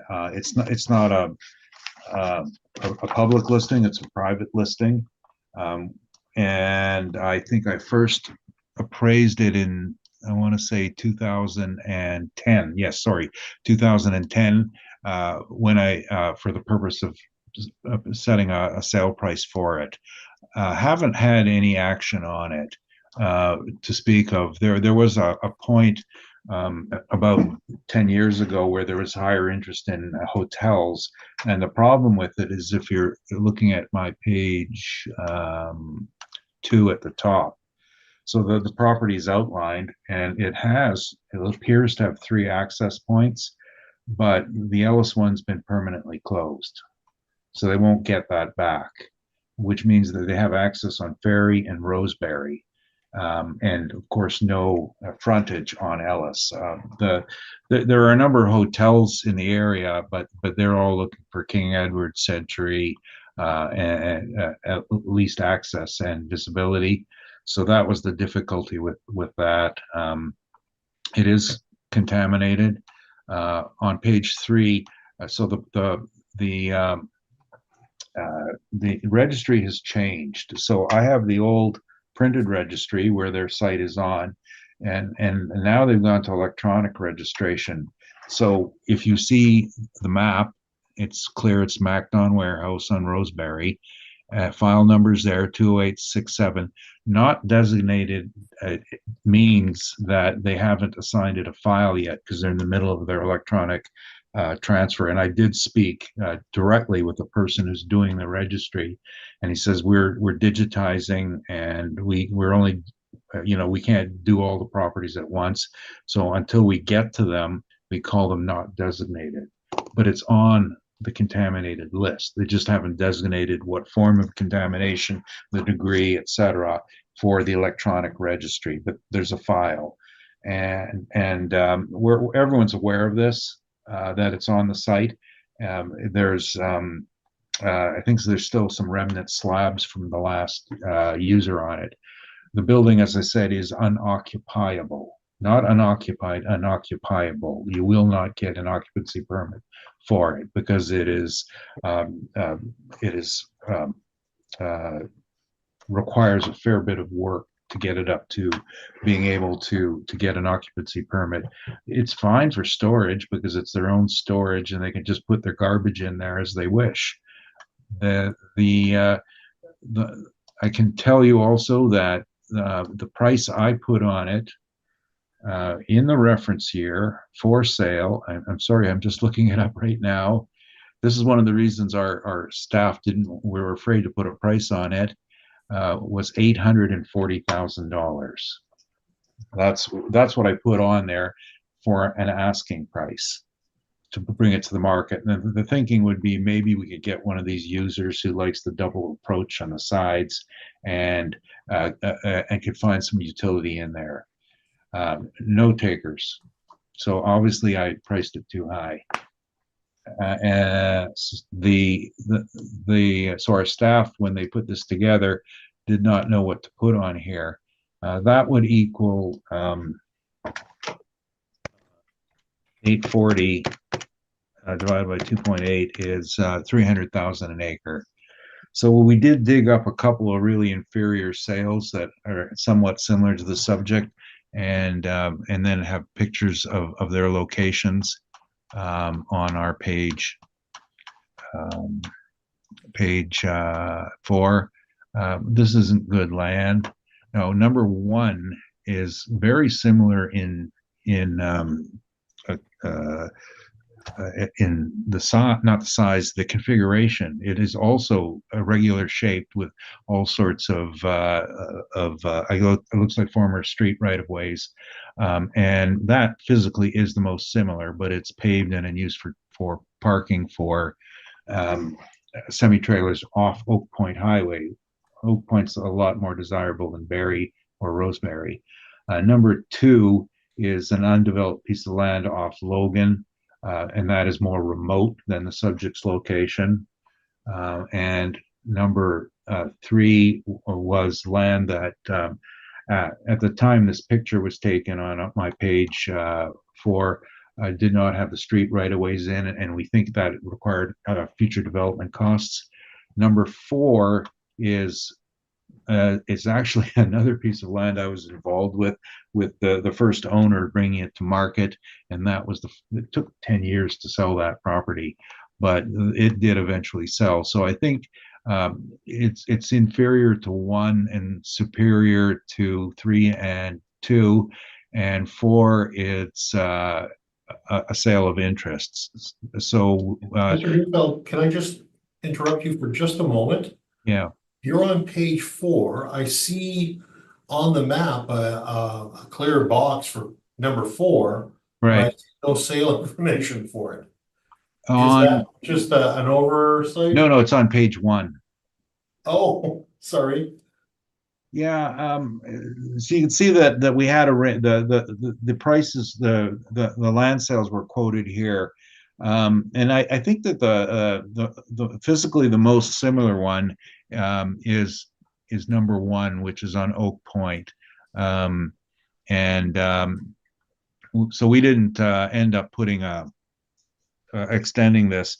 But that's 273,000 an acre. So I have to verbally use this. 275,000 an acre rounded times 2.8 acres is 770,000. That is our requested value. Sorry, what was that number again? 275,000 per acre, equaling Yep. $770,000. 770? Yeah, and as I mentioned, I had put a price on it 3 years back at 840,000, but I was wrong. No one bought it for that. So we have to go down. That's our, and I don't know why they never finished this. I think they were waiting for me to answer them, and I'm not. I should tell you, I have a problem doing briefs. Someone else has to officially do them, because as an appraiser, I'm not allowed to do an opinion of value unless I do a full-blown appraisal. Now, I can offer a commentary on what other people have done under our consulting standard. That's what I'm doing. Somebody else did these numbers, and I'm allowed to comment. It's a good restriction so that we don't shoot off our mouth too much. But so that is the request today, 770,000. Fair enough. That's your submission at this point, sir. Yes. Thank you very much. Mr.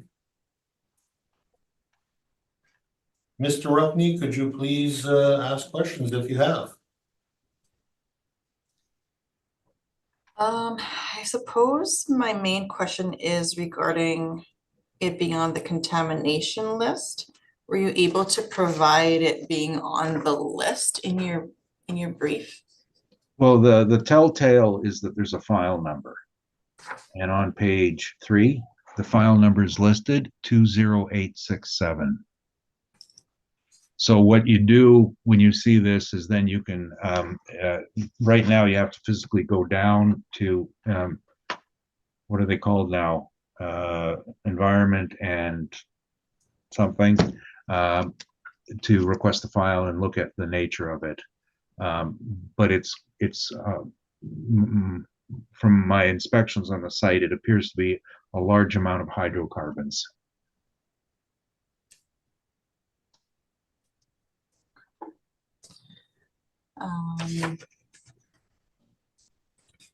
Then there's a description on page 3 on what a not designated site means. In your experience, is there different levels of contamination? Oh, yeah, certainly. And what the process is to go through them. In this case, you have to go straight to a phase 2 with drilling and testing, and then you find areas, you find out what the contaminant is and the extent of it.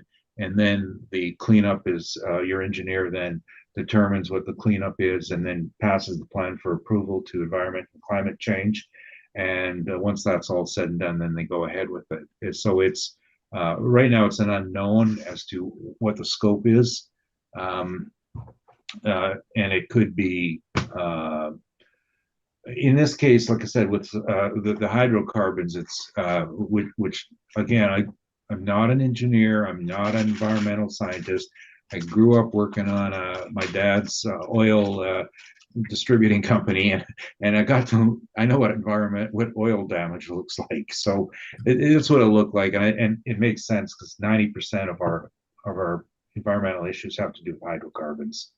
And it would likely be an excavation to a certain level and either sanitizing it and it would also depend on the planned future use, because some uses, the environment will now let you get away with covering up, and you just don't know what it is until you have it tested and then submit your plans for future use. So if you're going to put a daycare on there, yeah, you're cleaning all the soil up and burning it. If you're going to put say you could get approved for an outdoor parking lot, you may get away with a thickened covering on it. However, the next guy along, if he wants to build, may have to do cleanup. So it's a moving target. That's the best way to describe it. Or maybe I missed it. Have you inspected the property and seen if? Yes, several times in the last 14 years. I've been there, I don't know how many times, 5 times. And that's I was involved in the act of attempts to sell the property. So they're currently not using the property? It's a surplus. I think the last time I saw items stored on it were back in 2014 inspection. I'm looking at my 21 report, and oh, I didn't take any inside pictures to show on there, just the outside pictures. But on our highest and best use, we just simply described it as land, that improvements were not applicable, because at least this point, going back several years, we had, not just myself, but the owners as well as our brokers had all come to the conclusion that the improvements had no value, and rather than demolish them and then try to sell, they were left and to determine what the former owner would like to have with the sort of what any new owner would prefer to do with them. Thank you. That's all my questions. Thank you very much. Ms. Duncan, do you have any questions of Mr. Neufeld? Yeah, just you had asked earlier, the appraiser, if there was an occupancy permit. Is there an occupancy permit or isn't there? I still don't, I'm not clear. There, according to my search, there is no occupancy permit. And Madam Appraiser, that would be consistent. You're not sure if there is or isn't, so In this case, I had firsthand inspection and there's there is no occupancy permit on the site. Sorry, there's no. I'm trying to think what the right word is. There's no permit that would allow current occupancy. There may have been one in the past, but it's past that stage. It's been vacant so too long. okay. No other questions. Thank you very much. Mr. Purvis, do you have any question? Yeah, related to this contaminated site registry, your page 3, do you know when this was pulled? Like, would this have been updated? Like, was this 6 months ago that it was done like this, or? The electronic update started about a year and a half ago. I actually just found the original registry. It's actually it's an old registration. It's under 616 Roseberry is the original registration, and the file number is 1235. So that's going to date back to the beginning of the registry, which I don't know when they came into being, the registry, but it indicates an old issue. So would that be related to actual testing that was done? Or a speculation that because of the nature of the property, they sort of speculate it's probably contaminated, so we'll put it on, what was that category you called it? Not designated? Being put on the registry earlier on was always based on a report of some sort, and it would maybe starts with spillage or an observation of some sort, and it's the we deal with two registries and they're vastly different. So the historical registries, you can just make a nomination and it's you're guilty until proven innocent. In the environmental database, there's always a background for this. So there'll be a file that describes what they found and how they found it, and it's reasonably determined that it's impacted. I haven't seen the file on it, and I may have a copy of it in my appraisal records. We're very content. We're very sad. I don't like those words. Those are positive words. We're sure that it is contaminated. And you had mentioned you had listed the property, is it about 3 years ago? It's been perpetually listed since 2010. That's when I did my first portfolio for MacDon, and it was being put on the market. Then it was part of an asset review and a strategy of getting rid of the deadwood and focusing on their main ones. So actively, or not, it has been available since 2010. When was it last actively being marketed?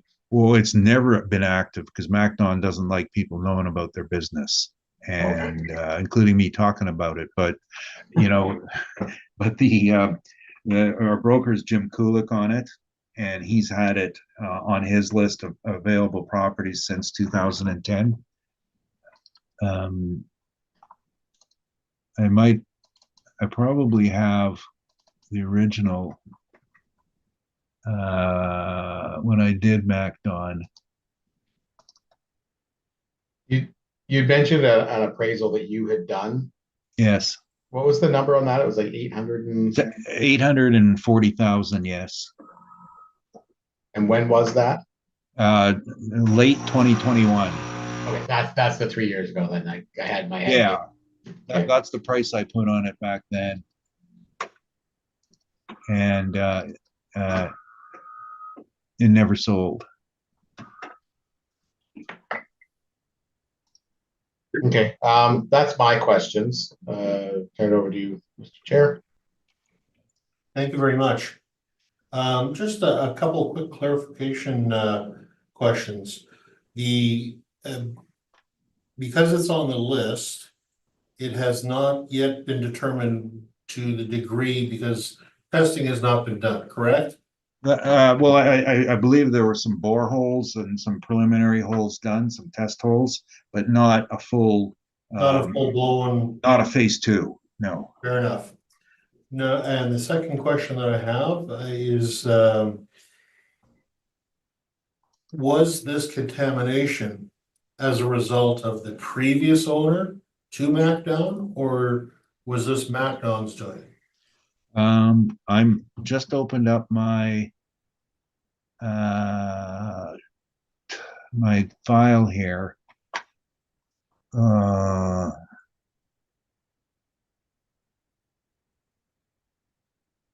They bought it February 1st, 2010, I believe. No, that was, sorry, that was the internal transfer. That's the last title I have on it.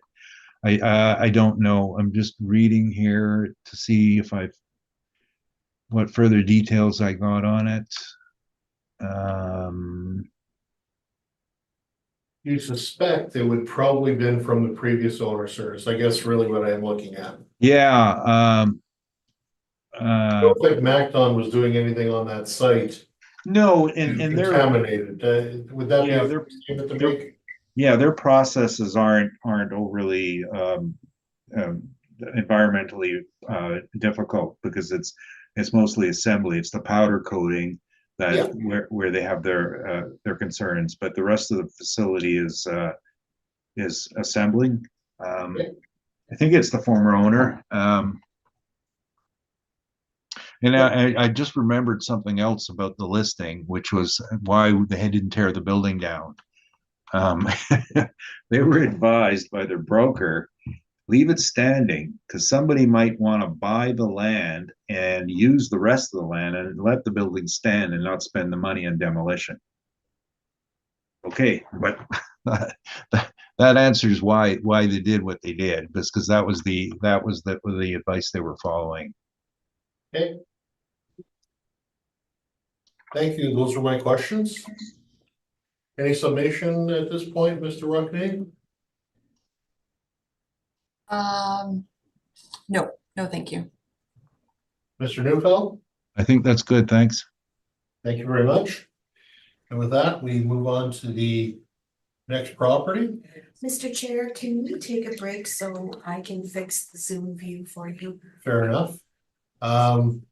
Let's say we take a 10-minute break, everyone, and we will reconvene in about 10 minutes. Thank you very much. All right, let's get back to business. We are at item number 6, being 450 Des Hôtels. Mr. Ruffney, would you like to walk us through your submission this afternoon, please? Yes, thank you, Mr. Chair. File number 24-3922, roll number 0606101000 for 450 Des Hôtels Street.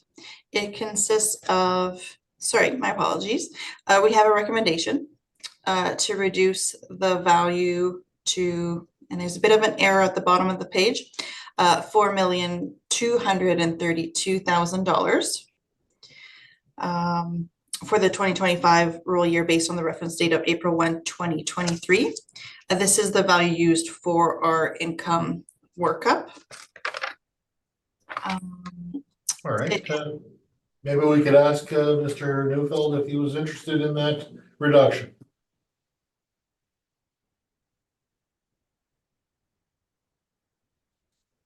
Mr. Neufeld, you are on mute.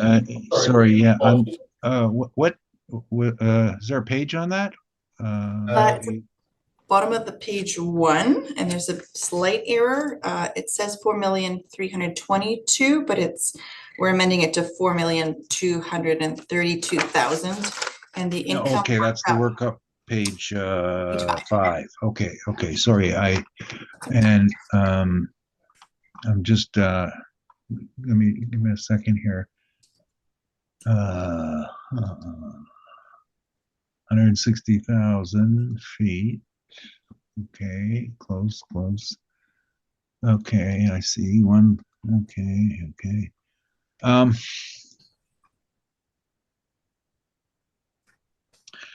I think we're in agreement on a couple points. Obviously, we're comfortable with the cap rate. I'm looking at our workup and there's something on it I don't like, so I'm just going to amend it. So I think let's carry on. I'm going to amend mine upwards, not downwards, of course. Okay, so you're not agreeing to the valuation that the assessor is recommending this afternoon, yes? No, I guess we can't accept it. We're happy that was made, but we can't accept it. Thank you very much. All right, Ms. Assessor, would you proceed? It consists of 10 buildings with one premise, with 2 buildings of 2 stories, and an effective year built of 1964, range from 13 to 34 feet, with a leasable area of 160,489 square feet. The land to plan area is 3.27.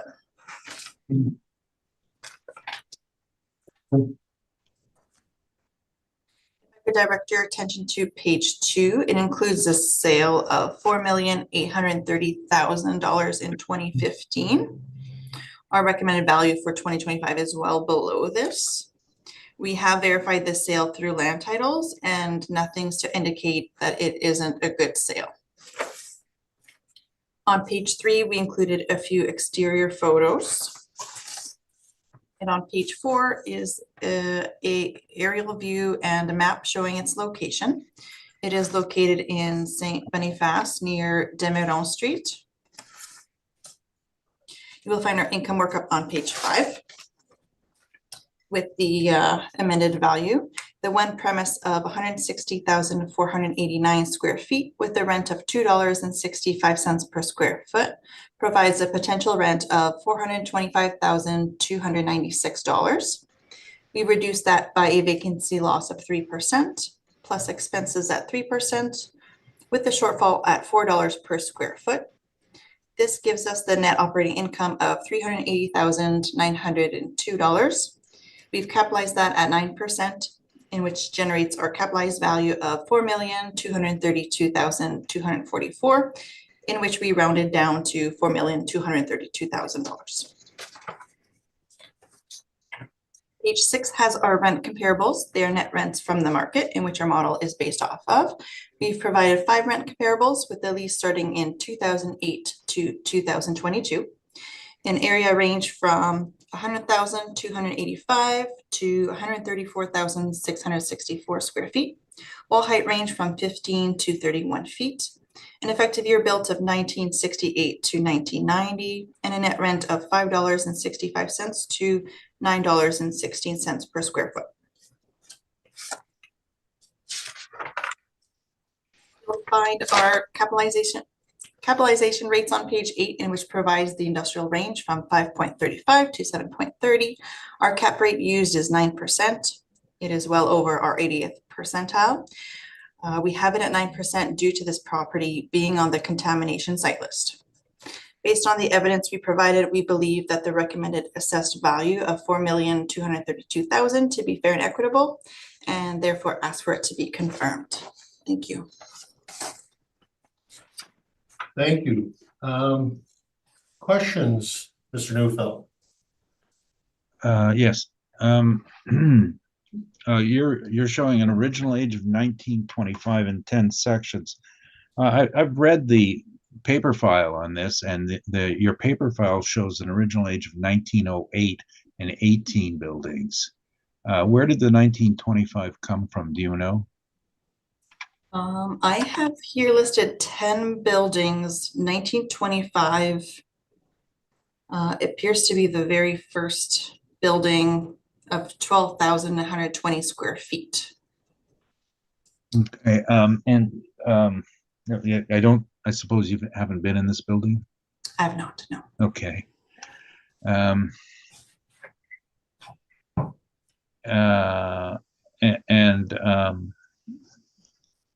the neighborhood is a residential area, correct?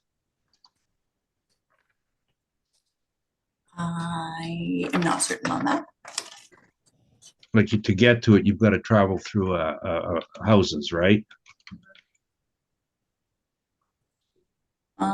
I'm not certain on that. Main road. Um,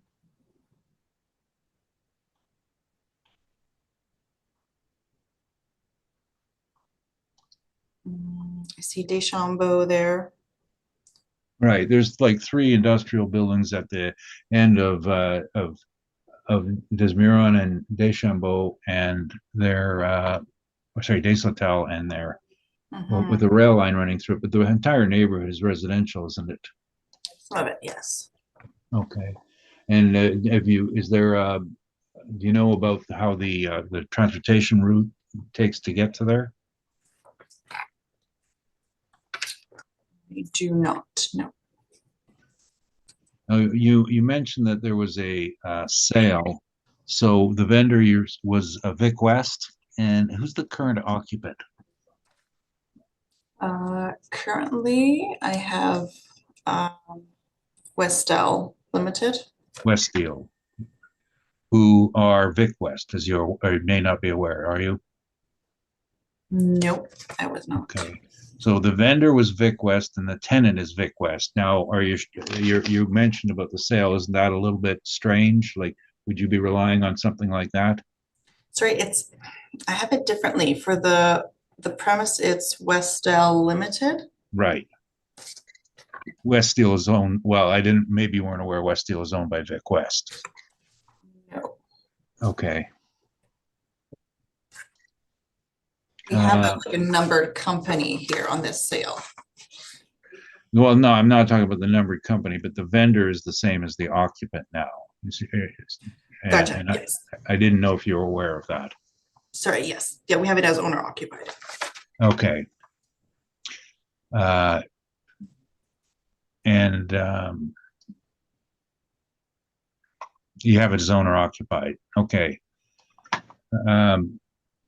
And on the top, you've got owner Ag Growth International.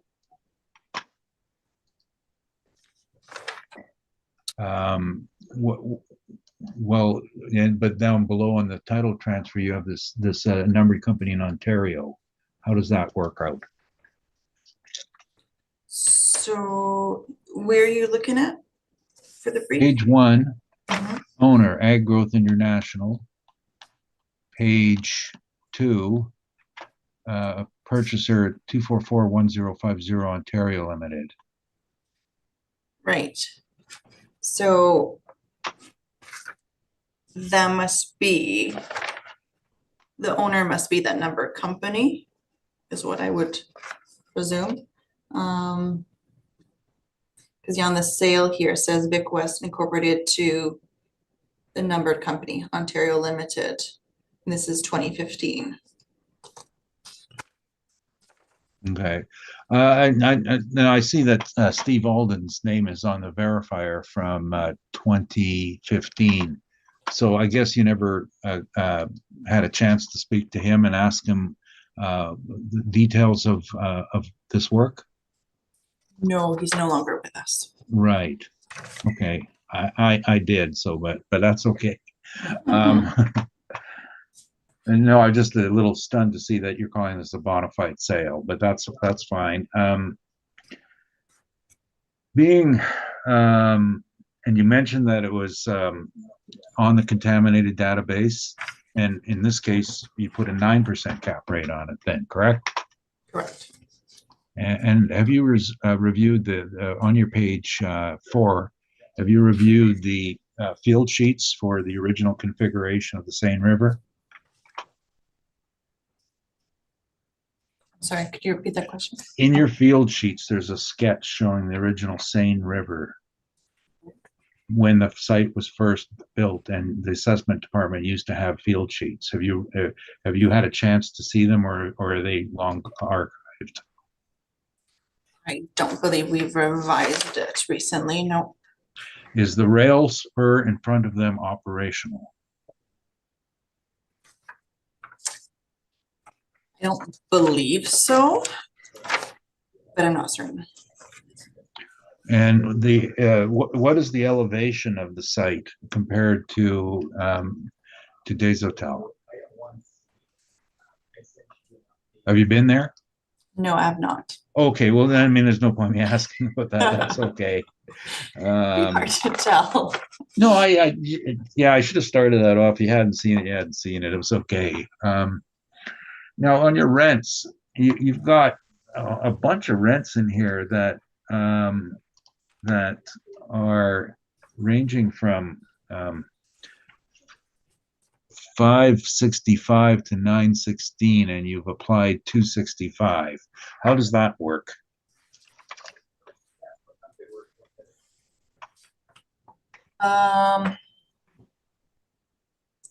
That's a fair question. So the first one, back to this being also a industrial light manufacturing. We do have the first one similar, the 175 Plymouth Street. So we're giving that one more of a valid net rent. Well, it's still your rent is still almost half, less than half that amount. So I'm just wondering how that works. Yeah, I mean, definitely the contamination aspect of it, we had that in consideration. I mean, I'm not going to be overly critical of it because I don't think we're showing much of a different rent. But my question then is how do you prove that the rent exists when you don't have any comps? Well, there's still good comps. We just chose to go lower than them. Okay.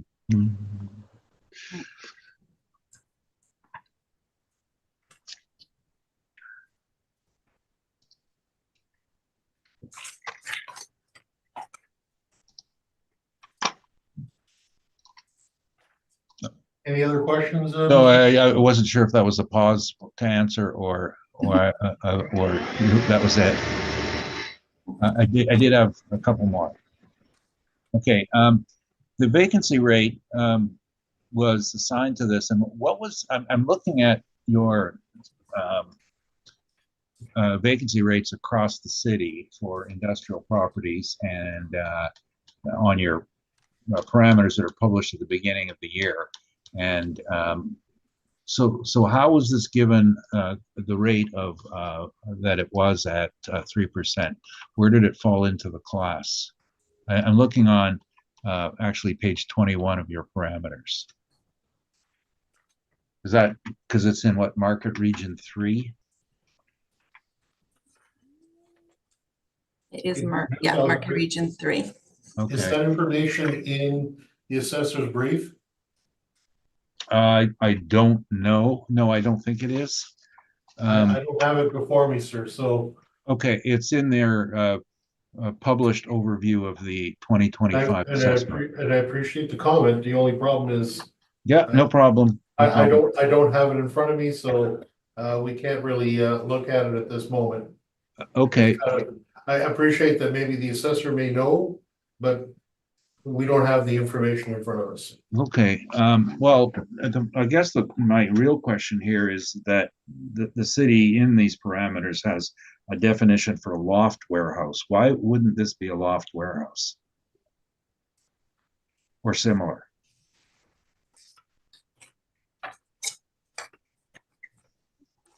Why would you think it is a loft warehouse?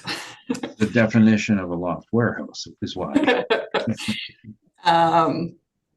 We've kept what it was ever since it was created. But this isn't a normal industrial property that you would see in a modern industrial park, is it? This is different, is it not? I mean, it has quite a bit of buildings on site, so certainly it has a lot more on the premise. Okay, and do you know the degree of the environmental issues?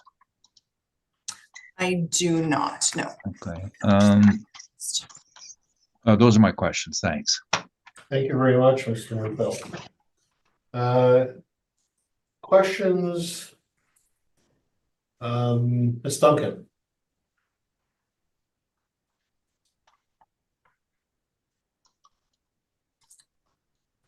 You're muted. You're muted. Sorry, go ahead, Michelle. Just the comparables, are they all light manufacturing? Not all of them. The first one is.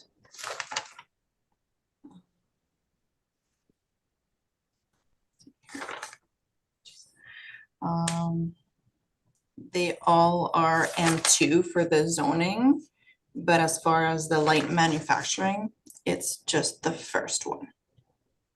Thank you. No other questions. Thank you very much. Mr. Brevet, would you please ask questions if you have? Still on the rent comps. The last comp was 1001 Regent Avenue. So 1 year lease. What's in there? It appears to be Amazon. Okay. So that would be a warehouse then, like there's no, obviously, you sort of said there's no manufacturing. But, Correct. okay. It certainly skews higher on its net rent than the other properties. Yeah. And I think you answered the question when Mr. Neufeld asked, but the nature of the environmental, do you know anything about it? Like, is there anything that's disclosed when you search that registry, or? Not that I can see. No, just that it's on the list. Okay, I mean, it's a 100-year-old manufacturing property. I'm sure they've spent the first 50 years just dumping what they didn't need on the land, but I just didn't know if you had any more information than that. Yep. That's my questions. Thank you very much.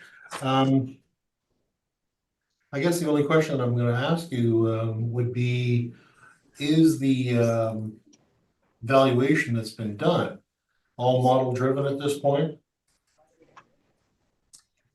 It is. Just gonna confirm that.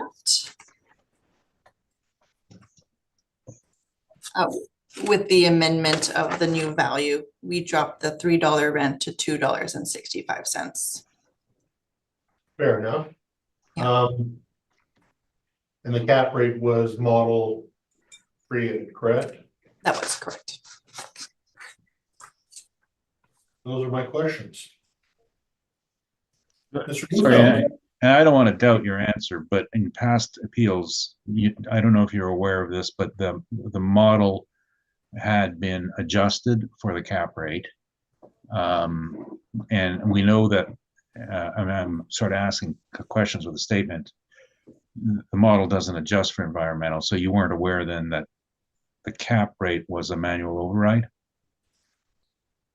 We actually do have the contamination aspect part of Oh, you do? the model. Yeah, for this property. Yes. For this property? Okay, I've never heard it being applied for other properties, that's why.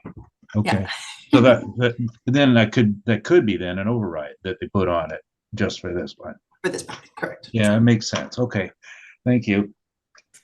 Thank you very much. Mr. Neufeld, we'd like to hear from you now at this point.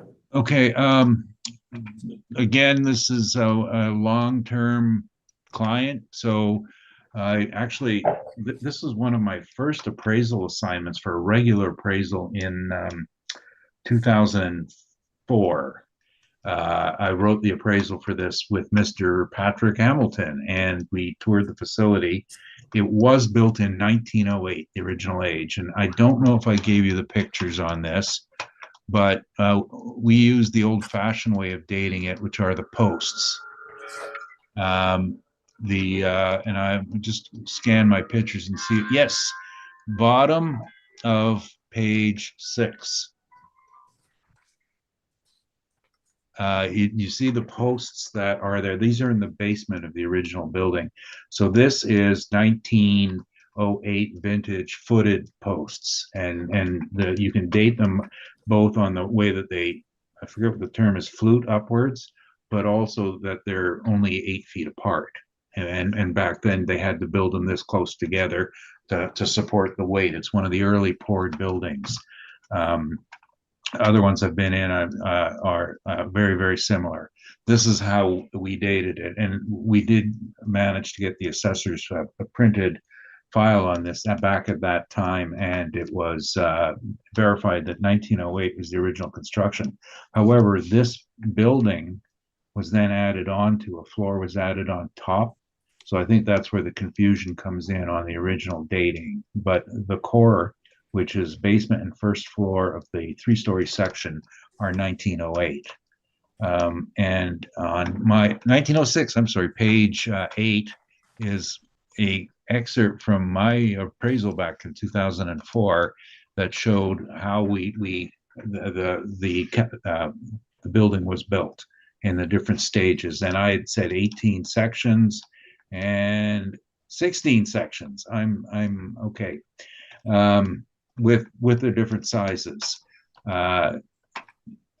So this was our appraisal on it, and we had the ceiling heights as well as the ages there, and the bulk of the building was added on in the 50s, and there have been minor additions to it, including a very late paint booth at the back. Also, as pointed out on page 9, is the trusses, which are stamped, contains asbestos. It's everywhere in the building because they do welding, and asbestos is the best material in the world for welding protection. And it's not dangerous in the manner they're using, but of course, with all the issues that are associated with it being friable, then it's a problem. I did confirm this personally with the then manager Randy Weber on the issue, and he told me that the main reason, not the asbestos, was the underground fuel storage tanks. And you can see it. I remember saying earlier about the file for MacDon was 1234. This one is 0089. So this is one of the very early additions to the list when the list was made up. In regard to that, I asked the assessor the question about the layout. So the layout of this building in the original sketch was at Seine River at this point was very, very irregular. And back in 1910, they kind of let people mess with the riverbanks as they wanted to. So they changed it. And a lot of the changing they did with it were cement berms to change the configuration to give them more working space to deal with. The original flow wasn't like that. And then, of course, there were underground tanks at the time that were buried in the property, and there are still some on the property. The Seine, of course, after 1906, there became more regulations as to what you could build around it. But back when they were building, it was approved, it was allowable. So it's just a question of growing into the current environmental and regulatory conditions, which make this building a very difficult prospect to deal with for anything. I think our concern on telling you all this is that were this to go, as I say, go dark, the prospects for future use are severely limited. It can stay doing what it's doing as long as it maintains its current use as a legal non-conforming use, but we do not think that this would ever be permitted for a change in use in any way whatsoever. It's surrounded by residential at this point as well. On page 10 is some of my original artwork dating back from 2004, where we labeled the sections of the building. And then, of course, all the pictures showing the different sections. I think I've got a close-up somewhere. Oh, there's my sketch of page 12, you can see this old topographic map that actually it shows where the contours are. And if you're, this was as it was correct, or as they changed it to, but it wasn't always like this. It had a different configuration that changed. The other question I'd ask the assessor is about elevation. So the property itself is about 8 feet below the grade of Des Hotels. You go down. So they require a lift station for their sewage to bring it up to the street level so that it can drain into the sanitary system. Again, it's below grade, and they've compensated for it, and it's fine. The difficulty would be on any sort of redevelopment is dealing with this sort of an issue. At one point, I was working for them and looking for a substitute place and looking at prospects for selling the site. And we had thought, it'd be a good multi-family candidate. Of course, nobody wanted to take this on because of the unknown environmental issues, the elevation, the current zoning, offered it to the city for a works yard because it'd be great for them, and no takers. So they do want to relocate. And the problem with the building is when we did our analysis of it at the 160,000 square feet, we looked at a modern building. We put the number probably about 85 to 100,000 square feet was necessary, only because so much of this building is obsolete. Going back to the sections on the pictures on page 10 of the different sections, imagine this is what they did. They cobbled it together as they came along. Well, you're not going to design it this way. The other thing that's changed is that there's a railway spur building. No more rail happening. It's all truck. And the rail won't deliver pickup small shipments anymore. You need 17 cars, or else they won't come to your door anymore and pick up. And they can't even fit 5 cars, let alone 17. So it's plagued with a lot of obsolescence and a lot of issues that non-conforming uses, and it of course does not fit into the city's model. What I did is I looked at the assessor's workup, and I thank her for making these changes. We're not going to dispute the rent. We're not going to, obviously not disputing the cap rate. We're not disputing the shortfall. That's actually an error if you look at our calculations. Somebody factored in air conditioning, and that's building's not air conditioned. So what I think our only difference at this point in time or the assessor's workup are 2 issues. One is a vacancy rate, and the other are the non-recoverables.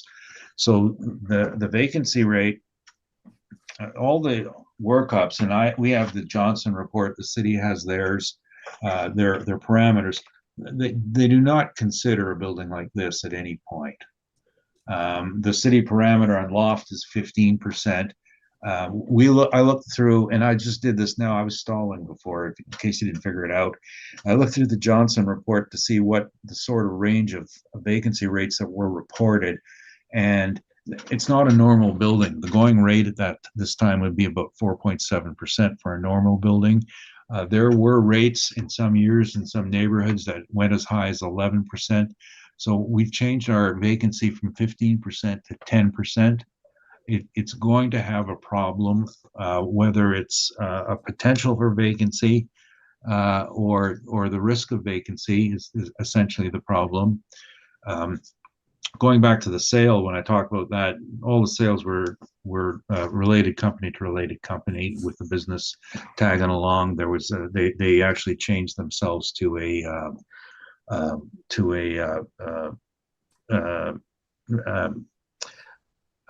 different form of ownership through a venture capital firm, but it's always been Westdale, always Westdale, just with different names on the ownership group.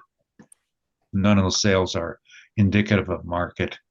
We've kept the non-recoverables at an amount, and considering this building, a 5% risk for non-recoverables is like cheap. because the non-recoverables are huge. You're forever dealing with building maintenance, repairs, and costs that don't normally get exposed to the tenants for repair. These are capital repair, and not capital repairs. These are just lengthy repairs. There's always something going wrong with this building. Even if you look at the windows, it's still got the World War II building style with the high windows for light. It's intensive, and just looking at the pictures. So my new numbers are somewhat closer to last year's assessment, and we agreed on it last year because it was, we weren't gonna. It was actually pretty hard to peg this down. So I've changed my rent to $265. And as far as the size of it goes, I'm not vain, but I measured these numbers, these sizes myself. So I'm sticking with what I did, 159,014. So my net potential income is 421,387. We're putting a 10% vacancy on it. Non-recoverables are in. Structural reserve 2%, shortfall $4. The NOI is now 289,095, with the 9% cap rate is 3,212,171, rounded to 3,212,000. There's no market appreciation on buildings like this. So if you say, well, the market gets better every year, no, it doesn't. It's 1908 heartbeat in here. The market doesn't factor in properties like this in any analysis. So 3212 is our requested number. And that's my very brief rundown of a building. Oh, sorry. We did have, by the way, some comparables on our page 3. And we did look for some of the larger buildings. Some of our comps are dated, but on that topic, a dated comparable on a bigger space for lease is probably the least of our worries, because there are so few and far between that happen, that it's better to accept an older one than it is to try to extrapolate on a smaller site, because the reasoning is more solid. That's my presentation. Mr. Neufeld, if you could just back up for a moment and run through the calculation to get it to 3,212,000. Yes. 265 square foot for rent. Correct. And 10% for vacancy. Correct. And then I was busy scribbling and didn't get to the rest of them. So okay, walk through them again for me, please. Thank you. 5% non-recoverables, 2% structural reserve, $4 shortfall, and a 9% cap. Sorry, 4% for $4 for shortfall. Oh, sorry. My apologies. I think that's what the assessor has in. No reason to disagree with it here. Okay. Thank you. Any questions for Mr. Neufeld, Mr. Rockney? Sorry, back at the new workup. Your 15% got amended to 10% vacancy? That's correct. Okay. My question goes back to the year, because I'm not seeing 1908 anywhere. Oh, 1906. I'm sorry. 1906. 1906. I am only seeing 1925 in our records. Was there anything in your brief that states 1906? Yeah, like I said, we got this data. We requested the printed file, and back in 2003, I think it was Randy Dobson who copied the file for me and gave it to me, because I'd said it's not for a tax appeal. He says, okay, I'll run you a copy of it. And it's in your field sheets, which of course you've digitized a long time ago. So somewhere in archives, if you still have them, you'll see 1906. As the first building that was built. Yeah, and that's, so the addition was in 25, and that's the building that's sorry, it's 2-story Mhm. with a basement. They added a floor on top. Okay. Okay. And was 1906 the effective year build that you used? No, I guess we don't really use an effective year. It's just the utility. It's a rambling building with a variety of ages. With varying ceiling heights. It's we don't do effective years generally on a building like this, because I guess it reaches a certain age and it's just so old that you know, I should back this up. For an industrial building, the concept of effective age is probably secondary to the primary qualities, which have to do with clear height and semi-trailer access. And so if you have one that has both in abundance and it's older than some others, it's a better building. If you have a short ceiling building on without much land, it's worse. And so everything we do is utility based, more so than age based. Age, you'll see our table, page 2. What we look on for that is a 1/25th of a percentage point is considered of the cap rate is considered an age alone. Of course, quality and condition are then come in as stronger indicators. So it's not, you're not taking in account, let's say the most recent built in 1997 or the second building in 1968 that consisted of 57,000 square feet. Well, no, it's not. Like I said, it's just, the best thing I can compare it to is a human body with receiving a bunch of transplants. The heart's still 118 years old, right? So you have to take it all in consideration of that. Its utility, like on page 2. Out of the 100 points, we calculate, this isn't what I made up, this is what we do at Colliers. 1/25th of them are only for the year built, but then quality and condition come in, and they're worth more points. And then issues like the configuration, the coverage ratio, factors like that, the access and location. So there's 23 factors that make into a cap rate, and I know the model is focused on maybe 4 or 5. It's ours is based on dealing with people who buy and sell and use industrial buildings, and we listen to them. That's all my questions. Thank you. Mr. Perez, do you have any questions? I don't think so. I think I've got all of the numbers that you gave us for the revised numbers for your end as well. So I have no other questions. Thank you very much. And Ms. Duncan, do you have questions at this time? No questions, thank you. And I have no questions at this time either. Any summation on either part? I do not. Thank you. Mr. Neufeld?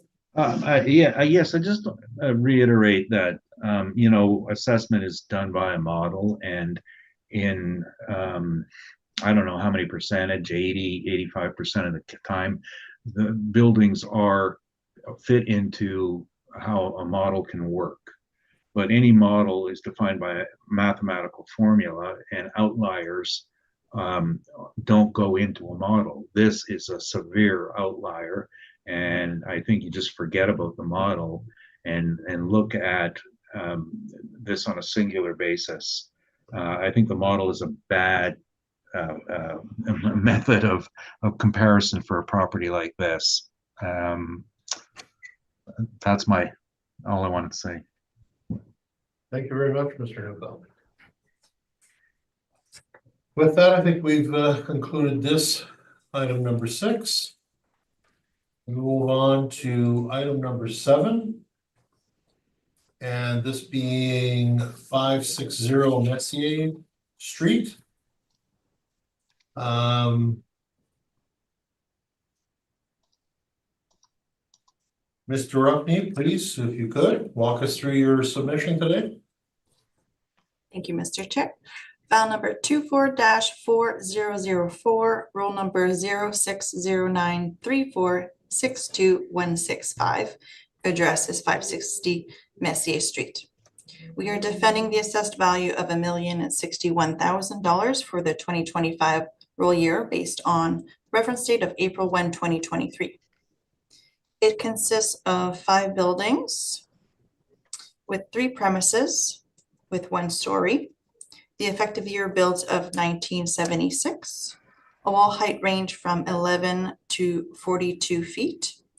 Leasable area of 24,182 square feet and a land to plan area of 3.34. On page 2 is the income and expense questionnaire provided to us, advising it is fully owner occupied. We provided an aerial view and map on page 3. It is located off of Archibald Street or Dawson Road North.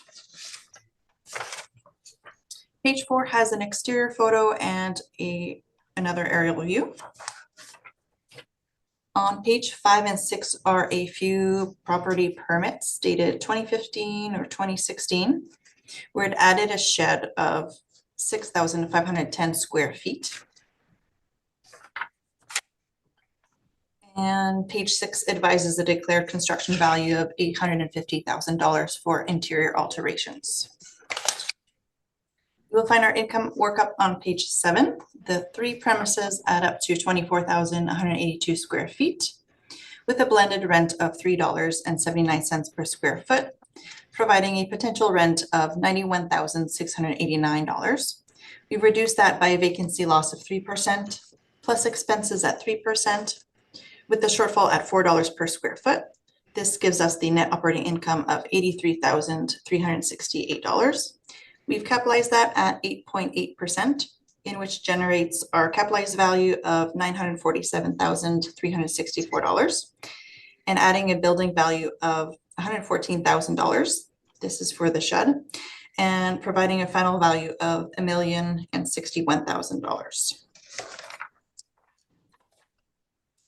Page 8 has our rent comparables. They are net rents from the market in which our model is based off of. We've provided 4 rent comparables with the lease starting in 2019 to 2020. Area range from 10,000 to 30,240 square feet. Wall height range from 10 to 20 feet. An effective year built of 1958 to 1997, and a net rent of $4.25 to $12 per square foot.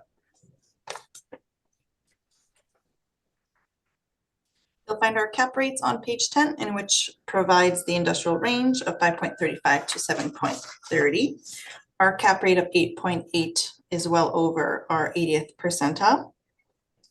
Based on the evidence provided, we believe that the assessed value of $1,061,000 to be fair and equitable, and ask for it to be confirmed. Thank you. Are there any questions? Thank you very much. Mr. Newfeld, questions?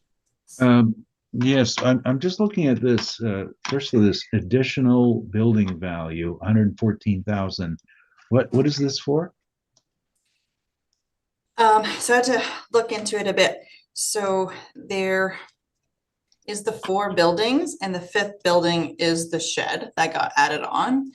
So that's the last building of 6,512 square feet. So that's that amount being added to the income workup.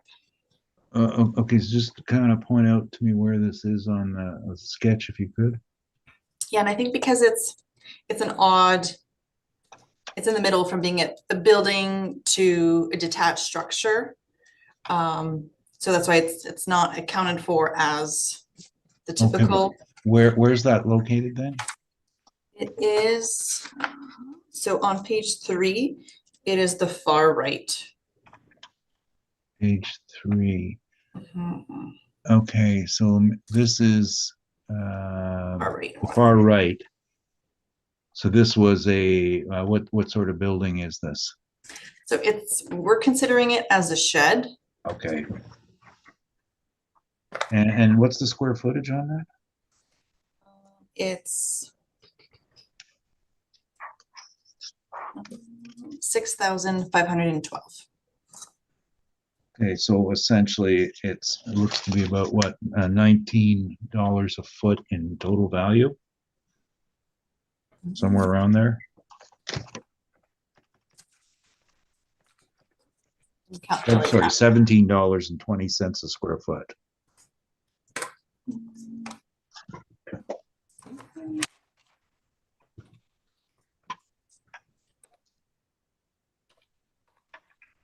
Yes.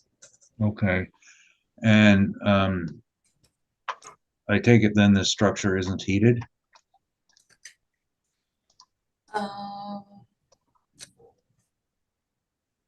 No, it is not. Okay. And what was the year of it again? 2018. Okay. You're aware that the section, and I'm looking at your page 3, where there's a red dot on the roof, is also unheated? Yes, we've considered half of the square footage to be unheated. So that's already accounted for.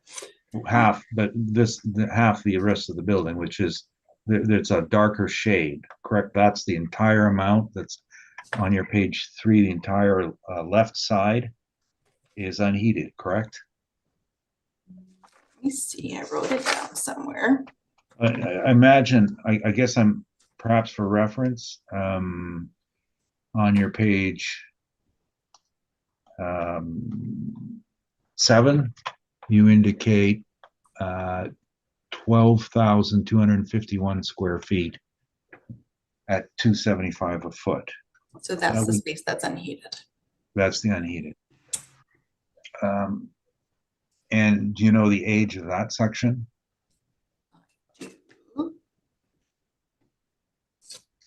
That will be the first portion of it. They're 1959. 1959. Now, if I extrapolate the value attributed to that through the rest of the calculations, and I have a rough number that's about approximately $30 a square foot.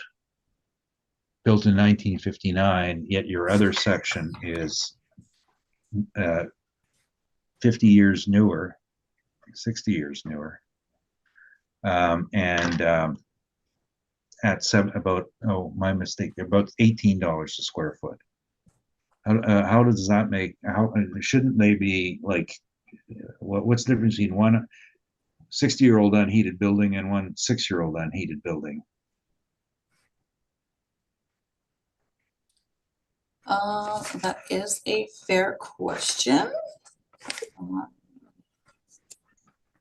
Unfortunately, it's all automatically generated with the year of that shed, that it just automatically created that value. Okay. So one is done on the income approach, and it's close to $30 a foot. And one is done on some sort of adjustment and I made a math error. 114 divided by 6512 is 1750 a square foot. Okay. And are you aware of the environmental registration on this property? No, as far as I'm aware, it is not on the list. Okay. If you look at your picture on page 3, do you have a broader picture in your workup here, or is this the only one you have the overhead? It's the only one. Okay. Oh, sorry, there's one on page 4. Do you see the pathways that connect it to the adjacent parcel? Yes. Okay, and do you know what the adjacent parcel is in use for? No. Okay. Can you see in that picture in page 4 a pile of white objects in the upper right-hand corner? Yep. Do you know what those are? Nope. Okay. Well, if you don't, that's fine. I just I wouldn't expect you to. Um, So which property is contaminated? Is this in subject? well, I know it's not my turn to provide, but the white objects are refrigerators. The subject was a Freon recycling facility. The adjacent property is owned by the same group, and it's a scrapyard. So the entire thing is covered by one registration. We'll get to that. Yeah, no, I know I shouldn't be answering questions the Yeah. assessor had, but Sorry, I just. I didn't want to keep asking questions. I felt like I was being mean and talking No. about something. Unless you have further questions, Mr. Newfield, or want to rush you, but No, and this was this cap rate the model, the 8.8%?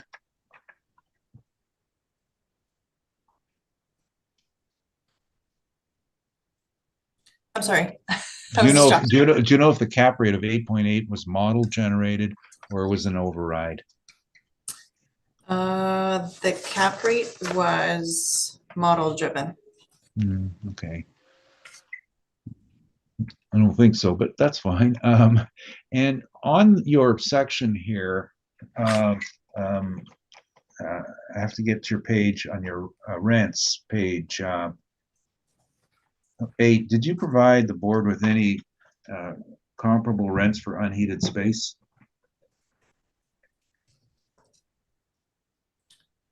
I did not have a chance to see if these do have some unheated space or not, unfortunately. So unaware. Okay.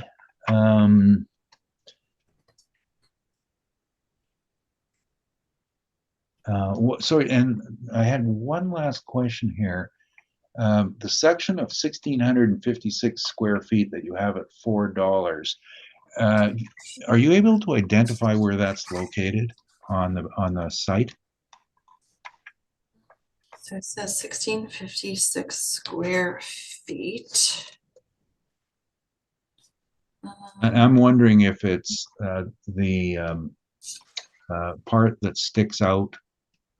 Let's see, on your page 3, there's a part of the building right above where the red dot is, and I don't know if that's it or not. It would make sense because it says it's 1 story and it looks lower than the rest, so. Okay, but you haven't been in the property to investigate any of these sites then, have you? No,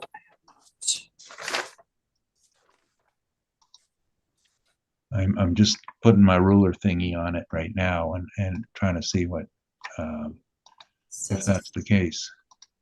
Yeah, it says it's 12 feet, so 1959. Not sure if that's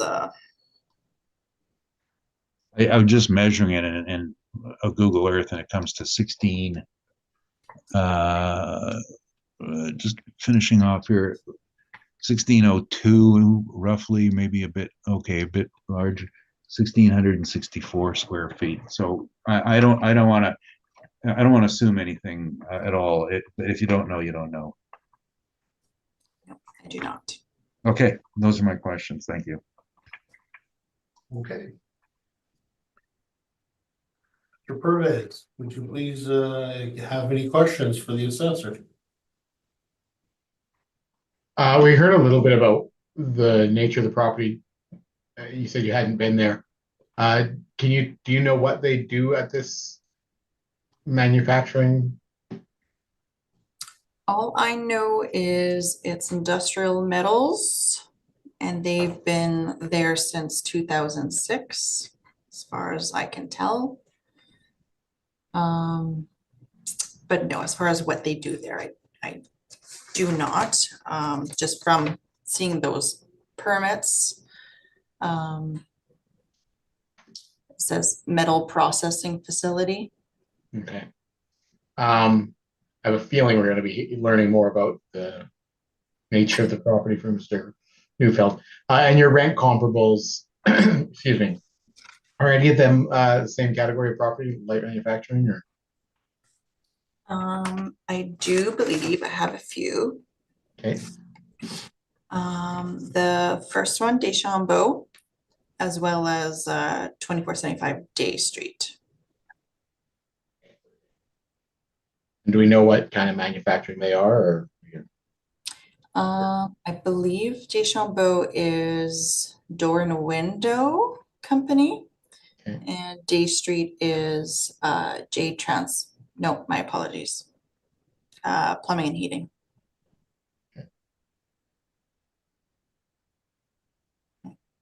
Okay, that's all my questions. Thank you very much. And any questions, Ms. Duncan? No question. Thank you. Thank you, and I have no questions. Mr. Neufeld, can we hear from you now regarding your submission today? Yeah. Well, first thing I have to say is that someone should have some words with Merrick for dumping this portfolio. Like these are difficult properties, and I know no offense, but you're fairly new to this, and difficult theoretical in nature. This is a junkyard. Whatever people want to call it, it's a scrap yard, it's recycling, it's part of a larger campus. And on page 1, we didn't get you the full picture of it, but they actually have a rail spur through here to pick up the scrap metal. It's mostly all metal recycling. So there's 13 acres in total, the building in the front, the building in the back. They titled the building in the front separately. It's owned by the same group, same family, and it's so they use both sides of it. At one point, this building in front, the unheated portion, and that's the on page. Sorry we didn't put the interior shots in here because we actually have a lot. Page 2. The side of the building, at the front picture, the forefront is the unheated portion, as well as the office that's attached to it, unheated. Everything's been stripped out in there. What it was when they first began here, it was consisted of cutting stations. So there are 10 booms for welding torches to cut up the metal that they used to do inside here, and it was always unheated. Now it's used for storing their tractors that they use for moving metals. No more cutting happens here because it's all been moved to their building next door where they have this modern sorting machine. So this is all unheated, and as is the office. The section, we'll call it the middle section, was rented out at one time to a company that did refrigerator recycling. So they would actually get the refrigerators in, drain the Freon, get rid of the carcasses for scrap metal, and then the Freon would be, I don't think they disposed of it. I think they found a place to sell it to. And so that is extremely, one question was earlier, are there different grades of contamination, and Freon is way up there. So that's a bad thing. And the white piles identified in the assessor's older picture are the old fridges. That's where they got dumped. Now, that company was not related to them, and they were renting the space. They're now gone, and now the owners use it, and that's the only part that's heated. We split that up into heated and unheated, and the unheated, of course, our numbers are differ from are similar yet different from the assessor, whereas the assessor had the sections incorrect. No, we're not disputing 10,275 feet. It was heated, and the balance of the space, which we have at 13,907 square feet, is unheated. We didn't get the add-on in the shed, and at the end of this, I'm going to suggest we just add the 114,000 the assessor put on, because I don't think that that's an unfair number at all, because it falls in line. We put $1 a foot for rent on the heated the unheated, and $4 on the heated. This is like really bad space. This isn't. This is working space. This is scrap metal dealers. As far as finding a comparable rent, very, very difficult, because nobody rents space to scrap users, scrap dealers. It is all rough usage. As far as the unheated section, again, nobody rents unheated. For guidance, we looked at some of the rents we had for downtown older loft, and this is minimal storage space. Some of it's heated, some of it's not heated. Those rents range from a low of $1 a foot net to probably the highest net reported was $350 net on space like this. But $1 is fair given the condition. It's shelter from the snow and the rain. That's all it offers. It's like the awning next door, not the awning, the shed next door, except 55 years older, and in very bad condition. So aside from that, so we differ in the rent. The vacancy is just again, like before, these sorts of buildings don't rent. So where are you going to get your vacancy rates from? So we just looked at rents towards the higher end of the range, and St. Boniface actually had a higher industrial vacancy rate than the rest of the city, and we use that at 6%. Obviously, the non-recoverable structural reserve the same. Shortfall, and this is funny, but we went lower than the assessor because it's not heated, so you don't have to spend money on heat when it's empty. This just perfect sense, you know. So shortfall is $238 instead of $4.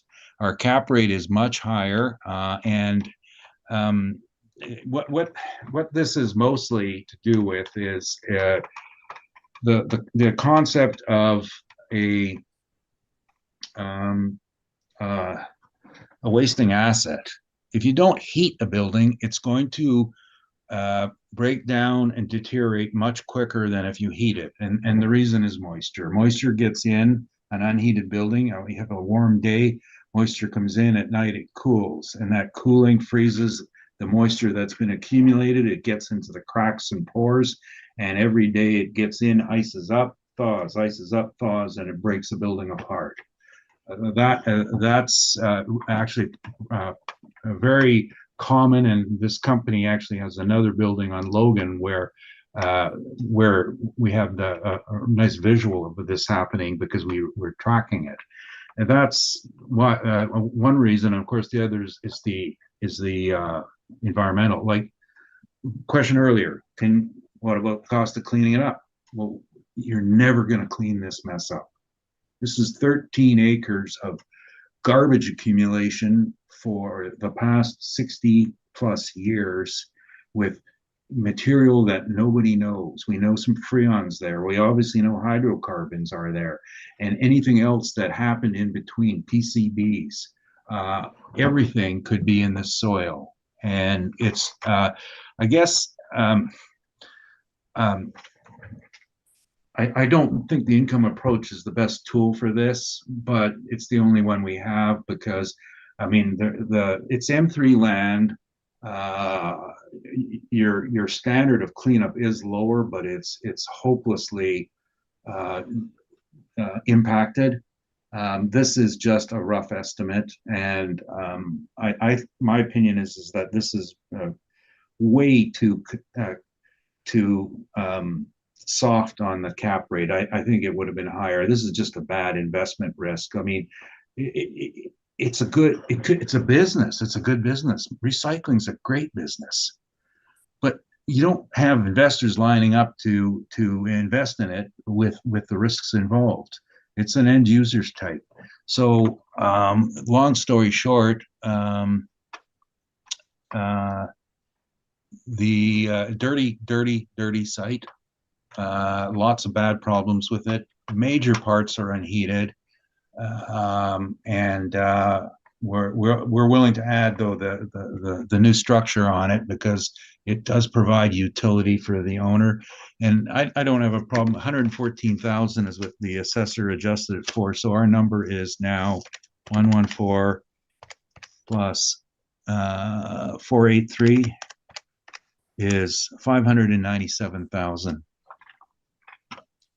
I don't have anything really new to add. I think it's apparent that this is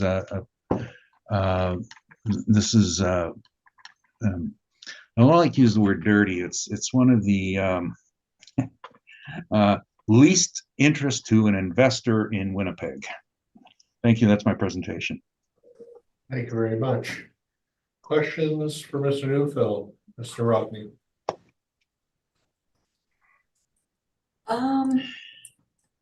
Suppose in regards to the contamination, just to have it clarified that it has to do with the property adjacent to the subject property. No, it's the whole thing. It was all operated as one unit until I'm trying to remember. They decided to subdivide the land to attract tenants in a similar business, and I think that was in the 90s. So it was already well past stages at that point in time. I can actually find the right date because I actually did an appraisal on this property for a different reason. I have it in my records somewhere, but let me just see if there's a breakdown on environment. You don't have a cost of cure, do you, Mr. Neufeld? Oh, I don't think the cost to cure is even in the works. It's like, excavate 20 feet of soil over 13 acres and haul it to the site in St. Agathe and burn it and then refill it. It's just not reasonable. Fair enough. Any other questions? Just to reiterate that, because I'm not seeing it in the Manitoba contaminated site. So if it had been contaminated, it no longer is. And I'm not seeing it for the adjacent property as well. It states not designated. I guarantee you it is because I have researched it and seen the file. I think it's just a question of how it's been addressed as for location issues. And I'm going to look into, I have another file on it. And It's not in your submission today, though. no, that's correct. It is not. How do I say that? There are times when you have to be an expert to identify environmental issues, and there are times when you don't have to be, and this is when you don't have to be. It's very clear. I mean, when you see Freon being recycled in it, and when you see them tearing apart transformers in the backyard, you know they're dealing with it. I'm not concerned about that. I'm not, you know, as an appraiser, I can only, I can't provide environmental opinions, but I can't we get the here. gist of it, I can do it here. That's how clear it I think is. we have the gist of it. Thank you. Any further questions? No, thank you. Thank you very much. Ms. Duncan, any questions? Oh, the question was asked and answered. Thank you. Thank you. And Mr. Pervez, any question? The unheated portion, you've given assigned a value of $1 a square foot. That's correct. Just curious where that number comes from. Like, what's We had a table of rents and I just went to the lowest number, or I didn't go, but our people went to the lowest number in the range to give it some value, a nominal value. okay. That's my only question. Thank you very much. And I don't believe I have any questions either at this point. Any final summation? I do not. Mr. Rumpke? No? Nuko? The question earlier, I just wanted to clarify, was part of the larger parcel. They were subdivided by the owner himself in 2006. So they've always been in use. So for the previous 50 years, they were in use as a scrapyard. Nothing new that I haven't already said. Thank you. Thank you very much.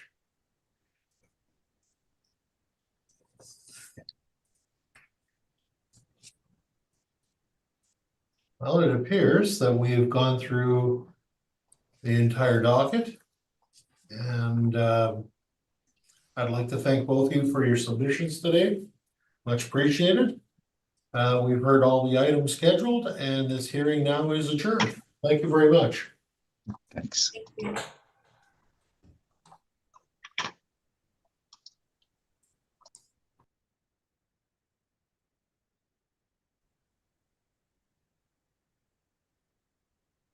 Mr. Chair, I will take us offline. Thank you very much. Appreciate it. Do we want to take a break now or? You guys need a break right now, guys? Just 3 to 5 minutes at the most. Yeah, maybe 5 minutes. Yeah. Awesome. Let's do that right now then. Thank you. Thank you.